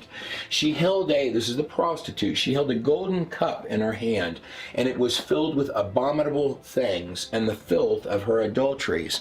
Now she was also wearing purple and scarlet as her outfit. Now this city that's being referred to is commonly compared to New York City. It's commonly compared to perhaps a rebuilding of the literal Babylon. I'm less convinced on that one by a lot. It's commonly compared to the city of Rome or the Vatican, along with a list of others. But I'd like you to bear in mind that no matter what anyone speculates that it literally is, or the time frame this text should literally be happening in, maybe right now, I'd like to point out that the Mystery Babylon is just as Nimrod's empire was more than just a tower and a literal Babylon, it was a spiritual abomination. It was a spirit of Babylon, if you will. The name written on her forehead, this prostitute's forehead, was a mystery. Babylon the Great, the mother of prostitutes and abominations of the whole earth. Passage 6. And I saw the woman was drunk with the blood of God's holy people, the blood of those who bore the testimony of Jesus Christ. Now, this woman that he saw was not just wearing scarlet and purple, important colors, but she's sitting on a scarlet beast that has 7 heads and 10 horns. Now, the 7 heads are told to you in the text to be 7 hills, but also representing 7 kings. 5 who have been, 1 who is at the time of the writing of the document, and 1 that is yet to come. Now, for the purpose of this particular film, I'm going to lay some of that symbolic language just in your hands. So I want to move into the origin of all of this. John continues, 17 verse 8, the beast which you saw once was, so this was a beast that was in the past, is what it's stating. Once was, now is not. It's not there at the time John is writing. Yet will come up again out of the abyss, and go to its destruction. So this is a beast that was at the beginning, just like Nimrod's empire was, or Babylon was. It is not at the time of the writing of this document, but will come again at the time being seen in the vision. Yet will come up out of the abyss and go to its destruction, and the inhabitants of the earth, whose names have not been written in the book of life. I'd like to underline that right there. In the pagan text, they often talk about these tablets of destiny, as if Ham taught his sons, even Nimrod taught his generations beneath him, Ham, Cush, then you have Nimrod. They were teaching in all of their pagan documents that we point out in many of the films at God in a Nutshell. They have this terminology, even Marduk, the Babylonian Marduk, who's always writing. He's got a pet dragon. He's always boasting that somewhere in the back rooms he's got these tablets of destiny. I don't believe there were tablets of destiny that he had in the back room. I believe he's copying from his righteous men and his lineage, and so was Nimrod, and they're talking about this book of life, where the names of the righteous are written, the same book of life that God showed to Moses on the mountain. But every time you see these 7 angels, like in Revelation, you have these 7 angels, you're going to have discussion of this book of life. The inhabitants of the earth, whose names have not been written in the book of life, will be astonished when they see the beast. Then the angel said unto me, the waters that you saw, where the prostitute sits, they represent, so he's explaining the vision, the angel's explaining the vision, are peoples, multitudes, nations, and tongues or languages. The beast and the 10 horns you saw will hate the prostitute. This is the fascinating part. Will hate the prostitute. So they're drunk with the wine from her, but they also hate her.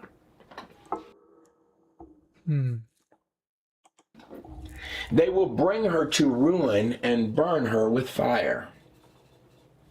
The woman you saw is the great city that rules over the kings of the earth in the times that this document is looking forward to. And then when that city is destroyed, the prostitute city is destroyed, where all of the kings of the earth got drunk off of her.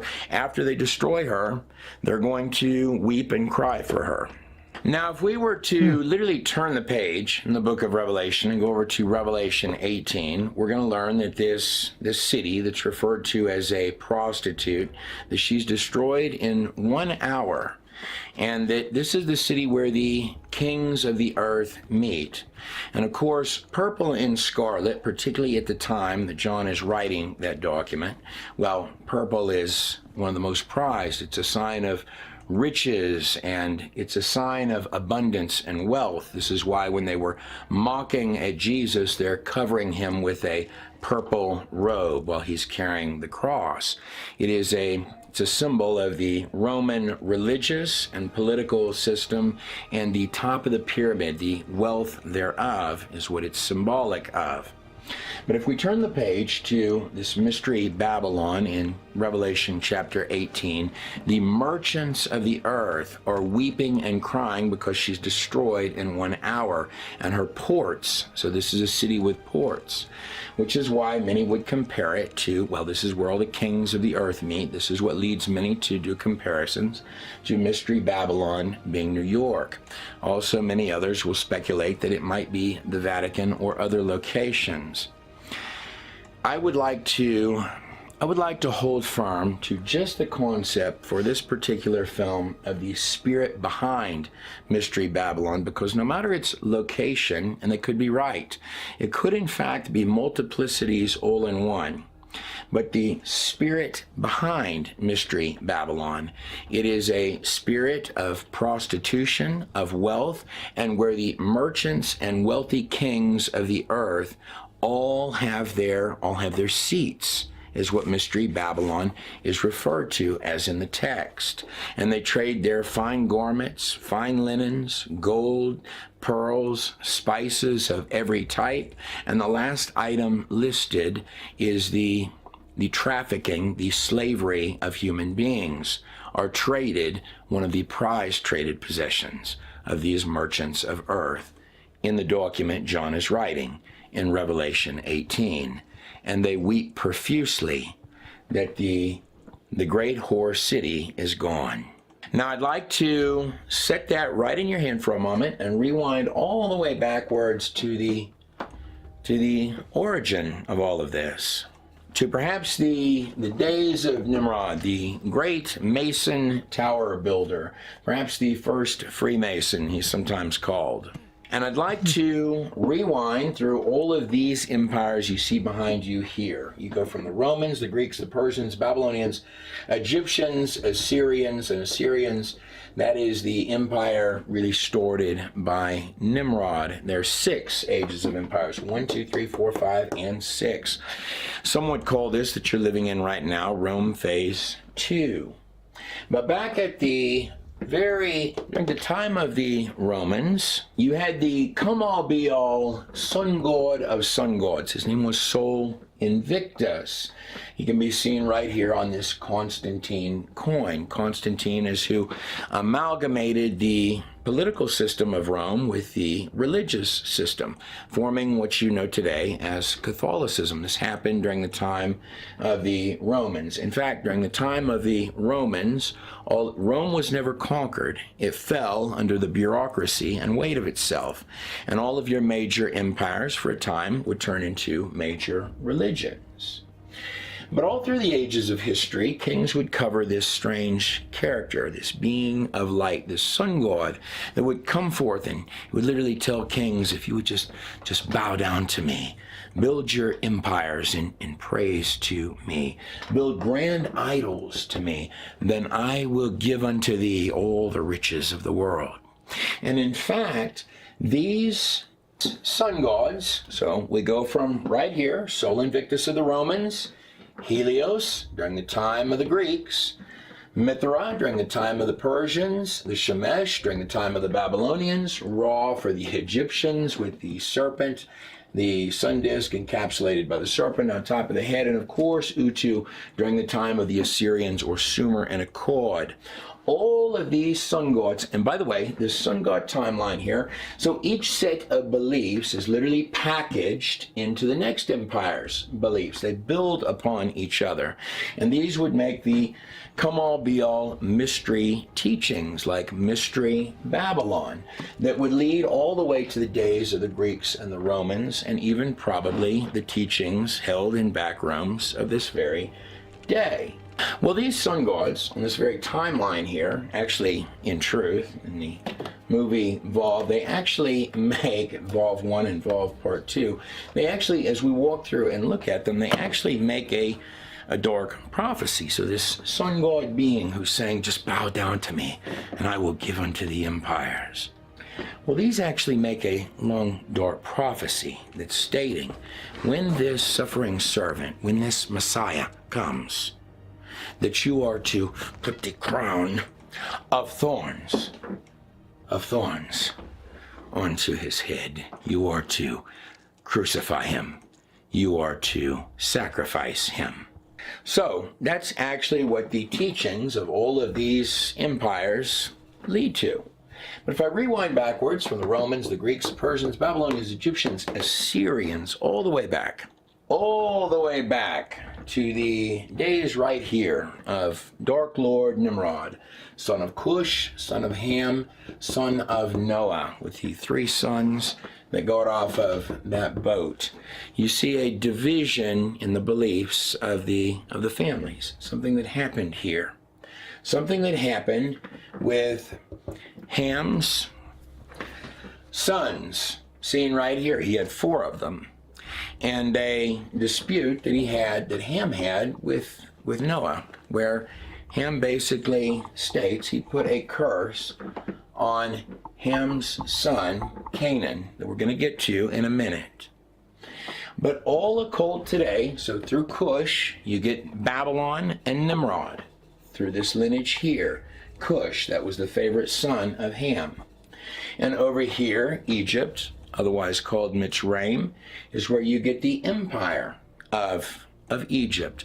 All occult today comes from Babylonian and Egyptian belief systems. And Babylon and its beliefs and its disagreements with Noah, they're seen on the very rocks, come through this lineage right here. Nimrod, named in Merkur, most probably in the ancient world.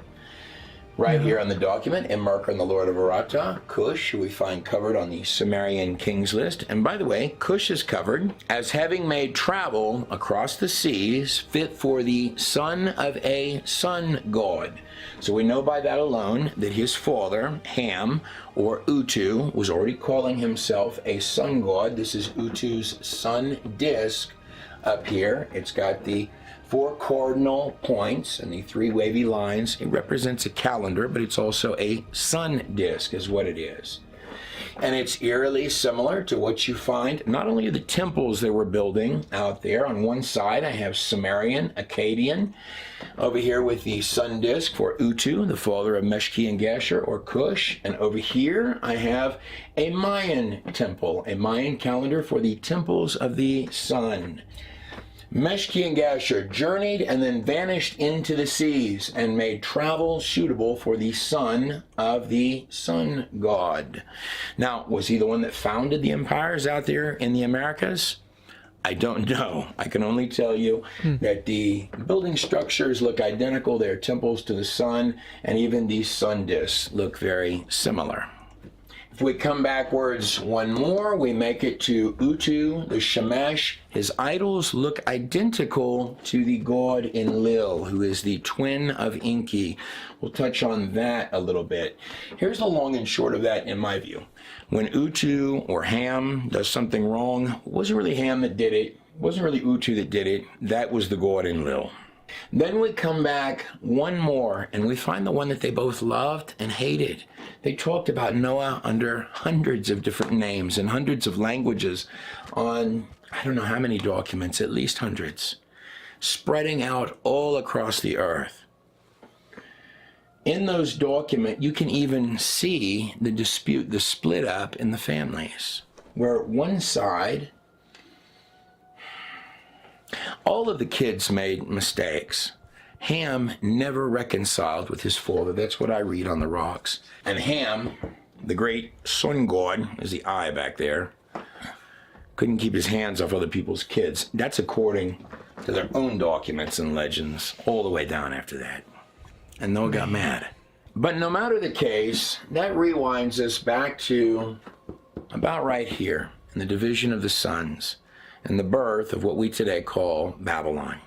Now, the Tower of Babel, and I just want to toss some loose math out there for you. I would like to submit to your hands the argument right here at the start that, well, so the Tower of Babel appears, and men will argue this, to be about 300 to 325 years. And I don't want to be rock solid on these numbers. I just want to lay some numbers out for you. Roughly 325 years after the flood. If I go with a low population growth rate, beginning with 8 people, at a growth rate of 3.5%, and that's, there's not a lot to do but build temples and breed like rabbits in the evenings. That number could be a lot higher than that. But even at these lowball numbers, you're at 900,000 people on the earth at the time of the building of that tower. And I would further argue that many of the beliefs that you have that go today by the name Mystery Babylon don't just come through the lineage, directly through the lineage of Ham, but actually come more directly through this son that for whatever reason Noah was so angry that he didn't put a curse on Ham, he put it on this son, Canaan, the one for whom you get the imagery or Lord of the imagery today, pretty weird, of the little devil horns. Yeah. Now, I'd like to walk you through the origin of this Babylonian beast, this system. That's what it is. The beast of Babylon is it's a system, is what it is. Not just and I'd like to walk you back through all the way to the origin of that system, and it comes to these 3 sons. And all of these ages of empires that you see on the screen right behind me. And I really honestly hope that in the future that your universities will actually take much of this kind of stuff seriously, because these documents, no one will argue that many of these documents, this one here, the Sumerian Kings List, I went through myself and have itemized out what each section means. And it doesn't necessarily make me right. Put it out there for you to decide if it's right, but it's probably closer than it was over at the universities, because their every other word is it can't match with the Bible, but they do. And the simplest explanation is on the pagan stuff, demons are good, and the biblical stuff, demons are bad. But they're telling roughly the same story. And I can't tell you if these documents are correct. They're probably not, many of them, particularly the pagan stuff. It's pagan stuff. But I can tell you what they were stating. For example, here in the Sumerian Kings List, this is one of your earliest documents on the face of the entire earth. And the model of all of your pyramids that would pop up all over the place, including out here in the Americas. They began right out there in Sumer and Akkad, not far from where the boat that saved all mankind, Noah's Ark, landed. The Sumerian Kings List, the first 3 sections. The pre-flood world is lines 1 through 39. By the way, over at godinanutshell.com, I've actually broken down what are the elements, without going weird directions on this stuff, but laying it out flat in your hand in ways that probably make a lot of sense, even to a kooky old university professor who would prefer to tell you stories about anything but what the documents just state. Lines 1 through 39 deal with the pre-flood world. Lines 40 through 94, or roughly thereabout, they deal with the families and tribes after the flood. This is going to match, by the way, with the pages of Genesis leading to the Tower of Babel account, which is where you arrive at right here, and what I've titled The Rise of Nimrod's Empire, which is going to be on that document, that pagan stone, in my view, lines 95 through 133. That's what it's simply going to be. And in this presentation I'm showing you now, I'm going to walk you through the literal birth of these sun gods, from the Romans all the way back to the very beginning when those boys came off of that boat. My name is Trey Smith of God in a Nutshell, and what I have behind me here on the screen is the God in a Nutshell website. A lot of people have asked what happened. So it was a time period for actually several years where I didn't post anything. We were working on, I put together a series of films in that time frame that I think are some of the best work that we've ever done. But people have asked, and here's some of the DVDs on the back screen. This is the God in a Nutshell website at godinanutshell.com. Many have asked, why were you silent for so long? I'm going to tell you right here in this part of the film. I had a flooding, was working on the film Exodus, and I nearly had that completed. And I have a devastating flooding, destroyed my entire home and what I was working on at that time, actually right when I was about to get married as well. And I lost all of it, and it destroyed me for a period of time. I believe the Lord does all things, as devastating as that was, I believe the Lord does all things for a reason. And I believe we are heading for to put together that Exodus. The films that are in that partner section, I believe, are some of the best work that I've ever done. And the Lord did some shaking of me at that time. I would also, I want to thank all of you that have become partners on the God in a Nutshell website. It's about $8 a month. Honestly speaking, it's what allows me to do these films at all. But I'd also like to ask you to pray this with me. I would like to do the best Exodus in the world, if that's possible, but at least the best we've done. And it will be better than what I had before when I make it. At the top of this screen, we have a donate button. And if the Lord places it on your heart, I do not think I will let you down. I think we're going to make some incredible work. I think there's some incredible work in there right now. And I'm also praying for a home for me and my wife again. And a place to do these films. That we've kind of done it in makeshift ways. And I thank you for hearing me. There's a donate button on the top. And I thank you for watching these films at all over time. I'm Trey Smith of God in a Nutshell. These sections that I'm about to play for you come out of the movie The Volve Part 1, or Part 1 and Part 2, which is in my hand. I'm working currently on the Volve 3, and I'm going to make it through the Exodus. And I'm going to do that this year. Come out of the Volve Part 1, which is available in full length for streaming on godinanutshell.com. I titled these parts The Babylon Beast, The Origin. I think it's a good presentation of them. As far as I know, it's one of the first times in history that people have put together the biblical text and the biblical story with the actual stuff out there from Sumer and Akkad and the ancient world, and broken it down and amalgamated it, and it fits far better than anyone could have, myself included, would have imagined. And I would pray that in the future that the universities take it more seriously. These sections are called the Babylon Beast, the origin. And I think between the Bible and even the pagan text, all of it was put together for you to have in your hands. In fact, for these hours of history right now. Without further ado, let's step into the parts of these films behind me. Let's go. That deal with the literal birth of the systems that you have even with you today, the birth of Babylon. And taking that a step further in the lineage of these 11 sons, becoming the 11 Canaanite tribes, you're going to have, well, in those tribes, you have ones like the Hivites. It means wicked, wickedness. Cavemen, their ancestor was Seer, meaning hairy goat, demon, tempest. And even the Apkelu, which are going to be intermingled in, even in that legend of Enlil and Menlil, she's going before the Anoks, the Anunnaki priests, in those Sumerian texts. These are somehow at the heart. There were 7 of these Apkelu sages listed right here at the heart of Utu, the first sun god's empire. And I even find their positions interesting, because Uana, that's possibly one, a sage or conjurer for Emana. Then we come down here, you have In and Loda, the conjurer for the city of Eridu. That's where the Tower of Babel would rise. And of course, number 7 would be Utu Abzu, the one who ascended into heaven, which is a twisted version of who Enoch was. Here's where I'm going with this. In some strange way, at the heart of Utu, or Ham's empire, when he left, he's actually recreating the other 7 family members, the other 7 seats of authority or power, but in a twisted and upside down way, almost like a creepy way, where whatever he asks, no matter what it is, his conjurers holding those same seats as Noah and his brothers and their wives would hold, in my view, in my spirit, he's literally recreated those 7 positions in an occult format, and sometimes has them put on outfits to pretend that they are pre-flood chimera creatures, to pretend that they are conjuring the spirits of his ancestors like Enoch and giving him the answers that he wants. And even more so, speaking of Enoch, well, here's his 7 sages of Sumer right here.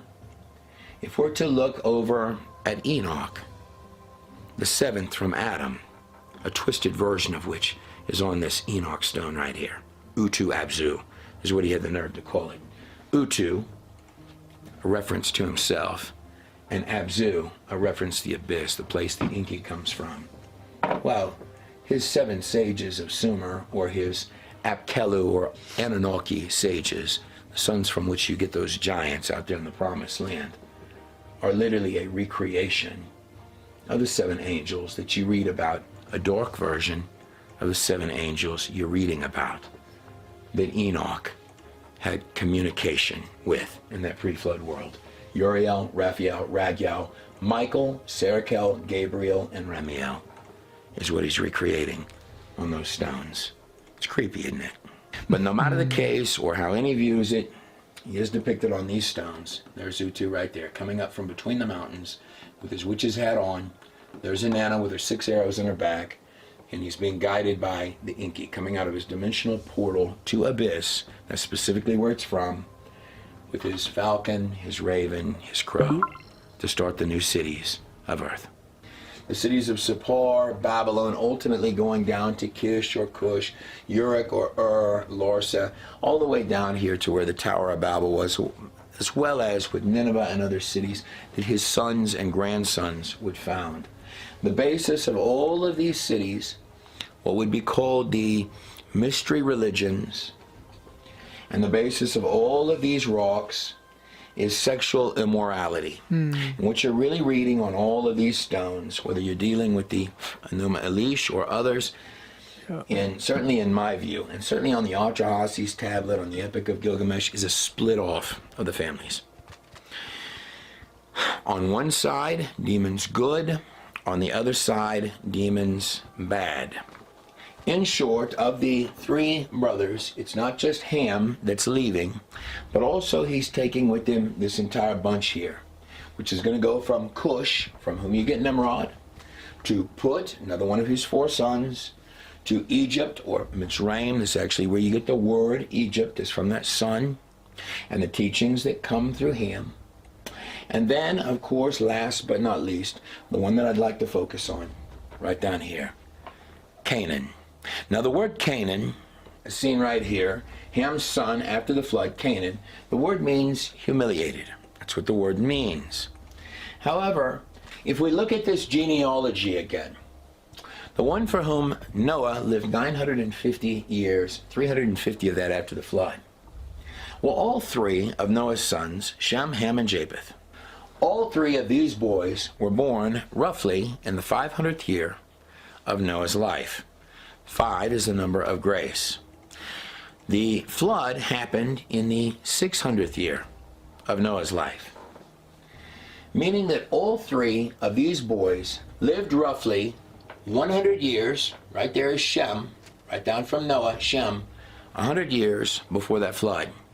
So when it states in your text that these boys were young men, but they lived 100 years before the flood, here again you have another example of the definition of young man is 100 years old.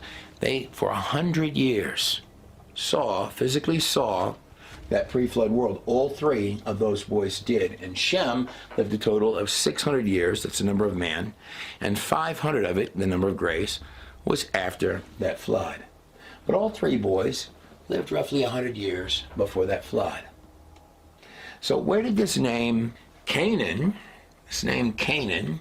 perhaps a strange one, or a strange lineage of things, what would lead to giants and other such things, where did this name Canaan come from? Ham's son, who after the flood, Canaan means humiliated.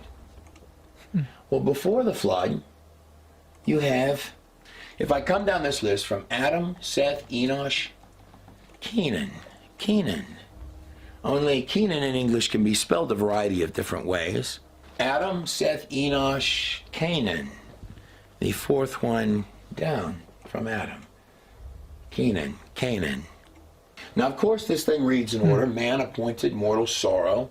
The blessed God shall come down teaching, that's Enoch's name. His death, whose death? God's death shall bring the despairing, that's you and I.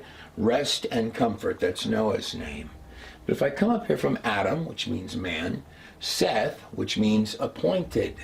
Seth was the replacement for Abel, who Cain killed. Cain murdered Abel.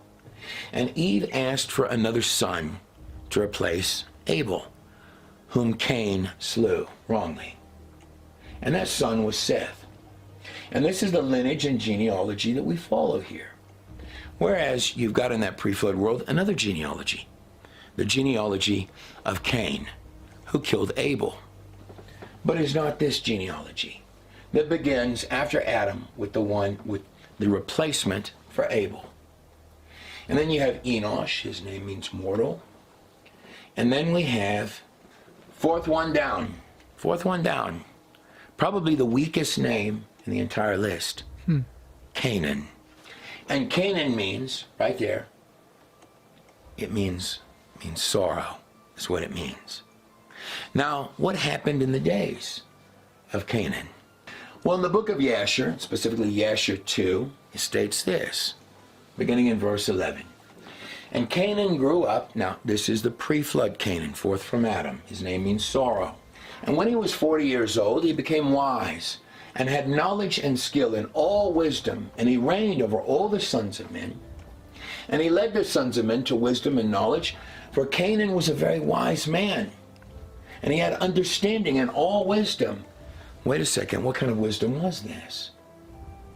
And with his wisdom, he ruled over the world of spirits and demons.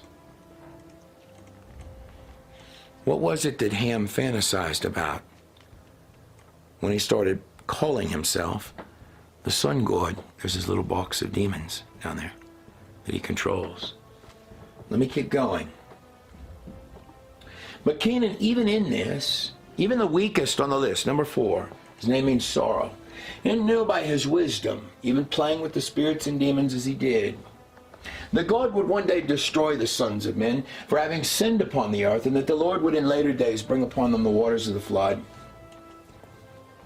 And in those days, Canaan, he wrote upon tablets of stone. And he kept those tablets in his treasuries. Well, if we look back up here and we look at Sippar, where Utu had his first Ebabar, his White House, well, tablets like these that have all the festivals and all the law, even written by later kings, tablets like these were to be kept in boxes like this one in the sun god, the king's treasuries. Now, if I keep coming down this list from Adam on down, and Canaan, in the days of Canaan, it says he turned some men to the Lord. But he also believed that he had power over spirits and demons, just like Utu did, the first sun god. Almost as if all of these documents here are somebody reaching into the dark parts of the pre-flood world and fantasizing about them, and fantasizing moreover about the sons of Cain, which you see really emerge, pop up during the days of the pre-flood Canaan. But if I keep going down that list, 1, 2, 3, 4, 5, well, what do you know about that? Number 6. Was it not in the days of Yared that we read, the father of Enoch?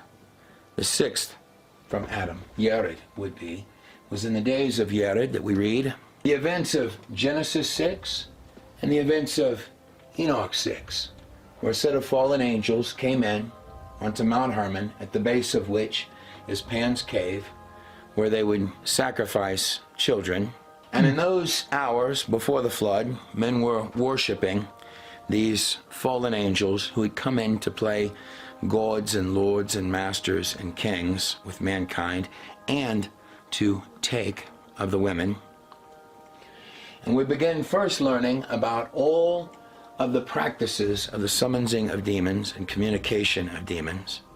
Just as we see when we look at the author of this stone, which of course would begin with Utu, the first sun god of earth. It's his scribes, it's his children that are authoring these kings' lists. And it's not this list of names that's getting praise, but to the complete contrary, it's this list here, which seems intermingled. Lord Anak, Lord Anak, Lord Anak. And between them is Dumazid, which is another name for Tammuz, Enkidu, the seed of sin. Enkidu means Enki created, which is the name of Gilgamesh's friend. Are we talking about one and the same with Canaan on that list and the giants that would later inhabit the promised land? I have no idea. I'd lay that in your hands. But I know on these stones is always, and on this list here, is intermingled entirely, and they make it abundantly clear on the rocks. The summoning of fallen entities, demons and devils, is what they're literally talking about. And it's integrated right with the name of this one on their text. But whoever had authored these documents had forgotten the names of their fathers on this list here. And in fact, if I come down from Enoch, who would be the 7th from Adam, the Zion, and I come down to the 9th, the number 9, could be something good in there, could not be something good in there. The number 9th on this list would be Lamech.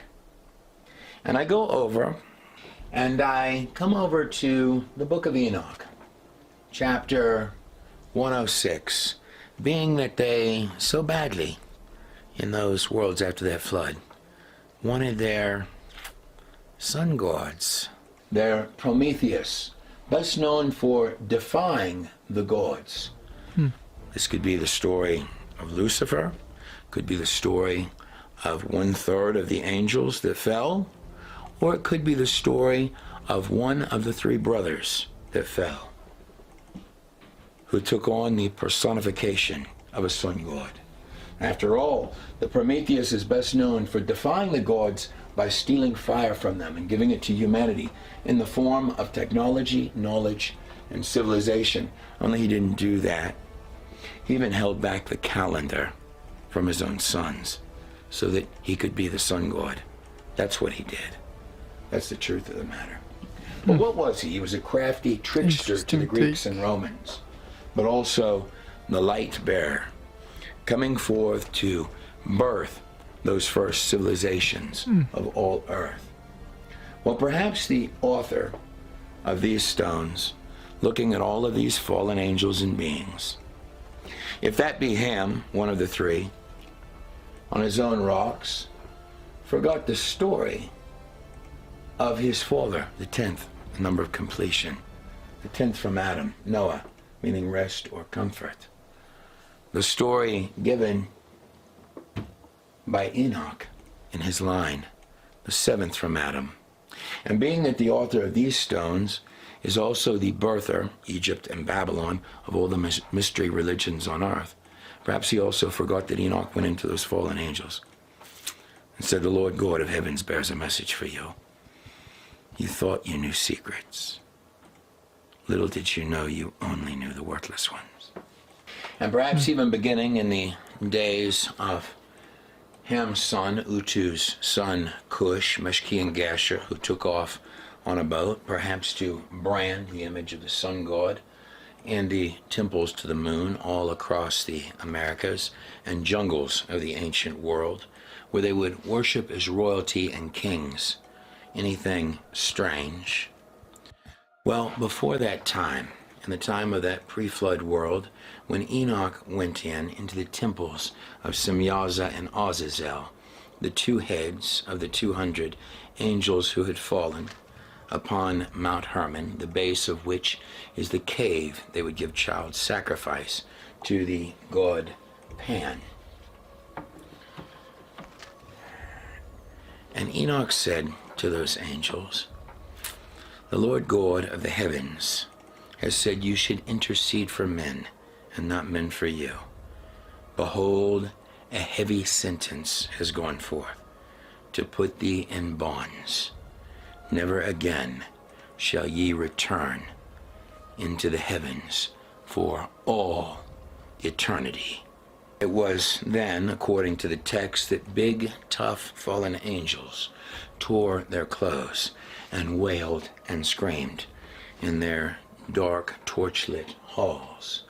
And Uriel said to me, "Here shall stand the angels that have connected themselves with the women, and their spirits, assuming different forms, are defiling mankind as sun gods and moon gods through the ages and hours of history, and shall lead them astray into sacrificing to demons as their gods."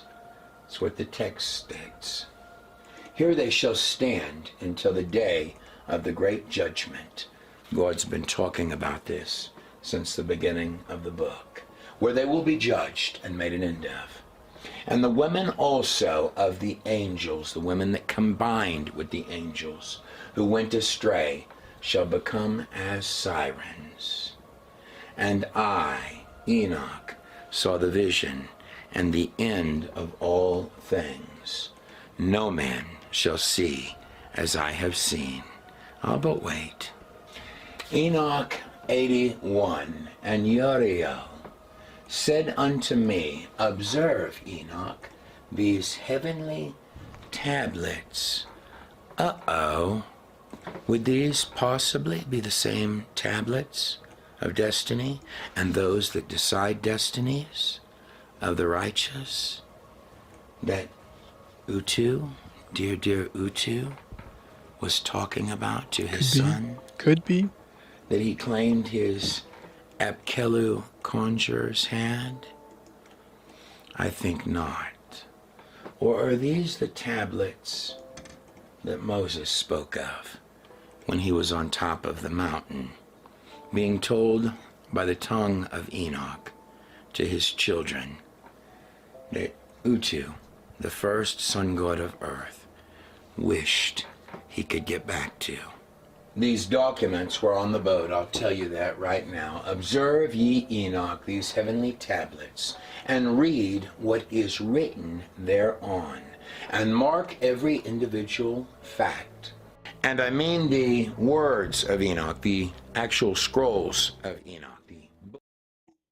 Well, I hope you liked it so far, and I think I'm gonna call it a night. I'll see you guys next time. Bye.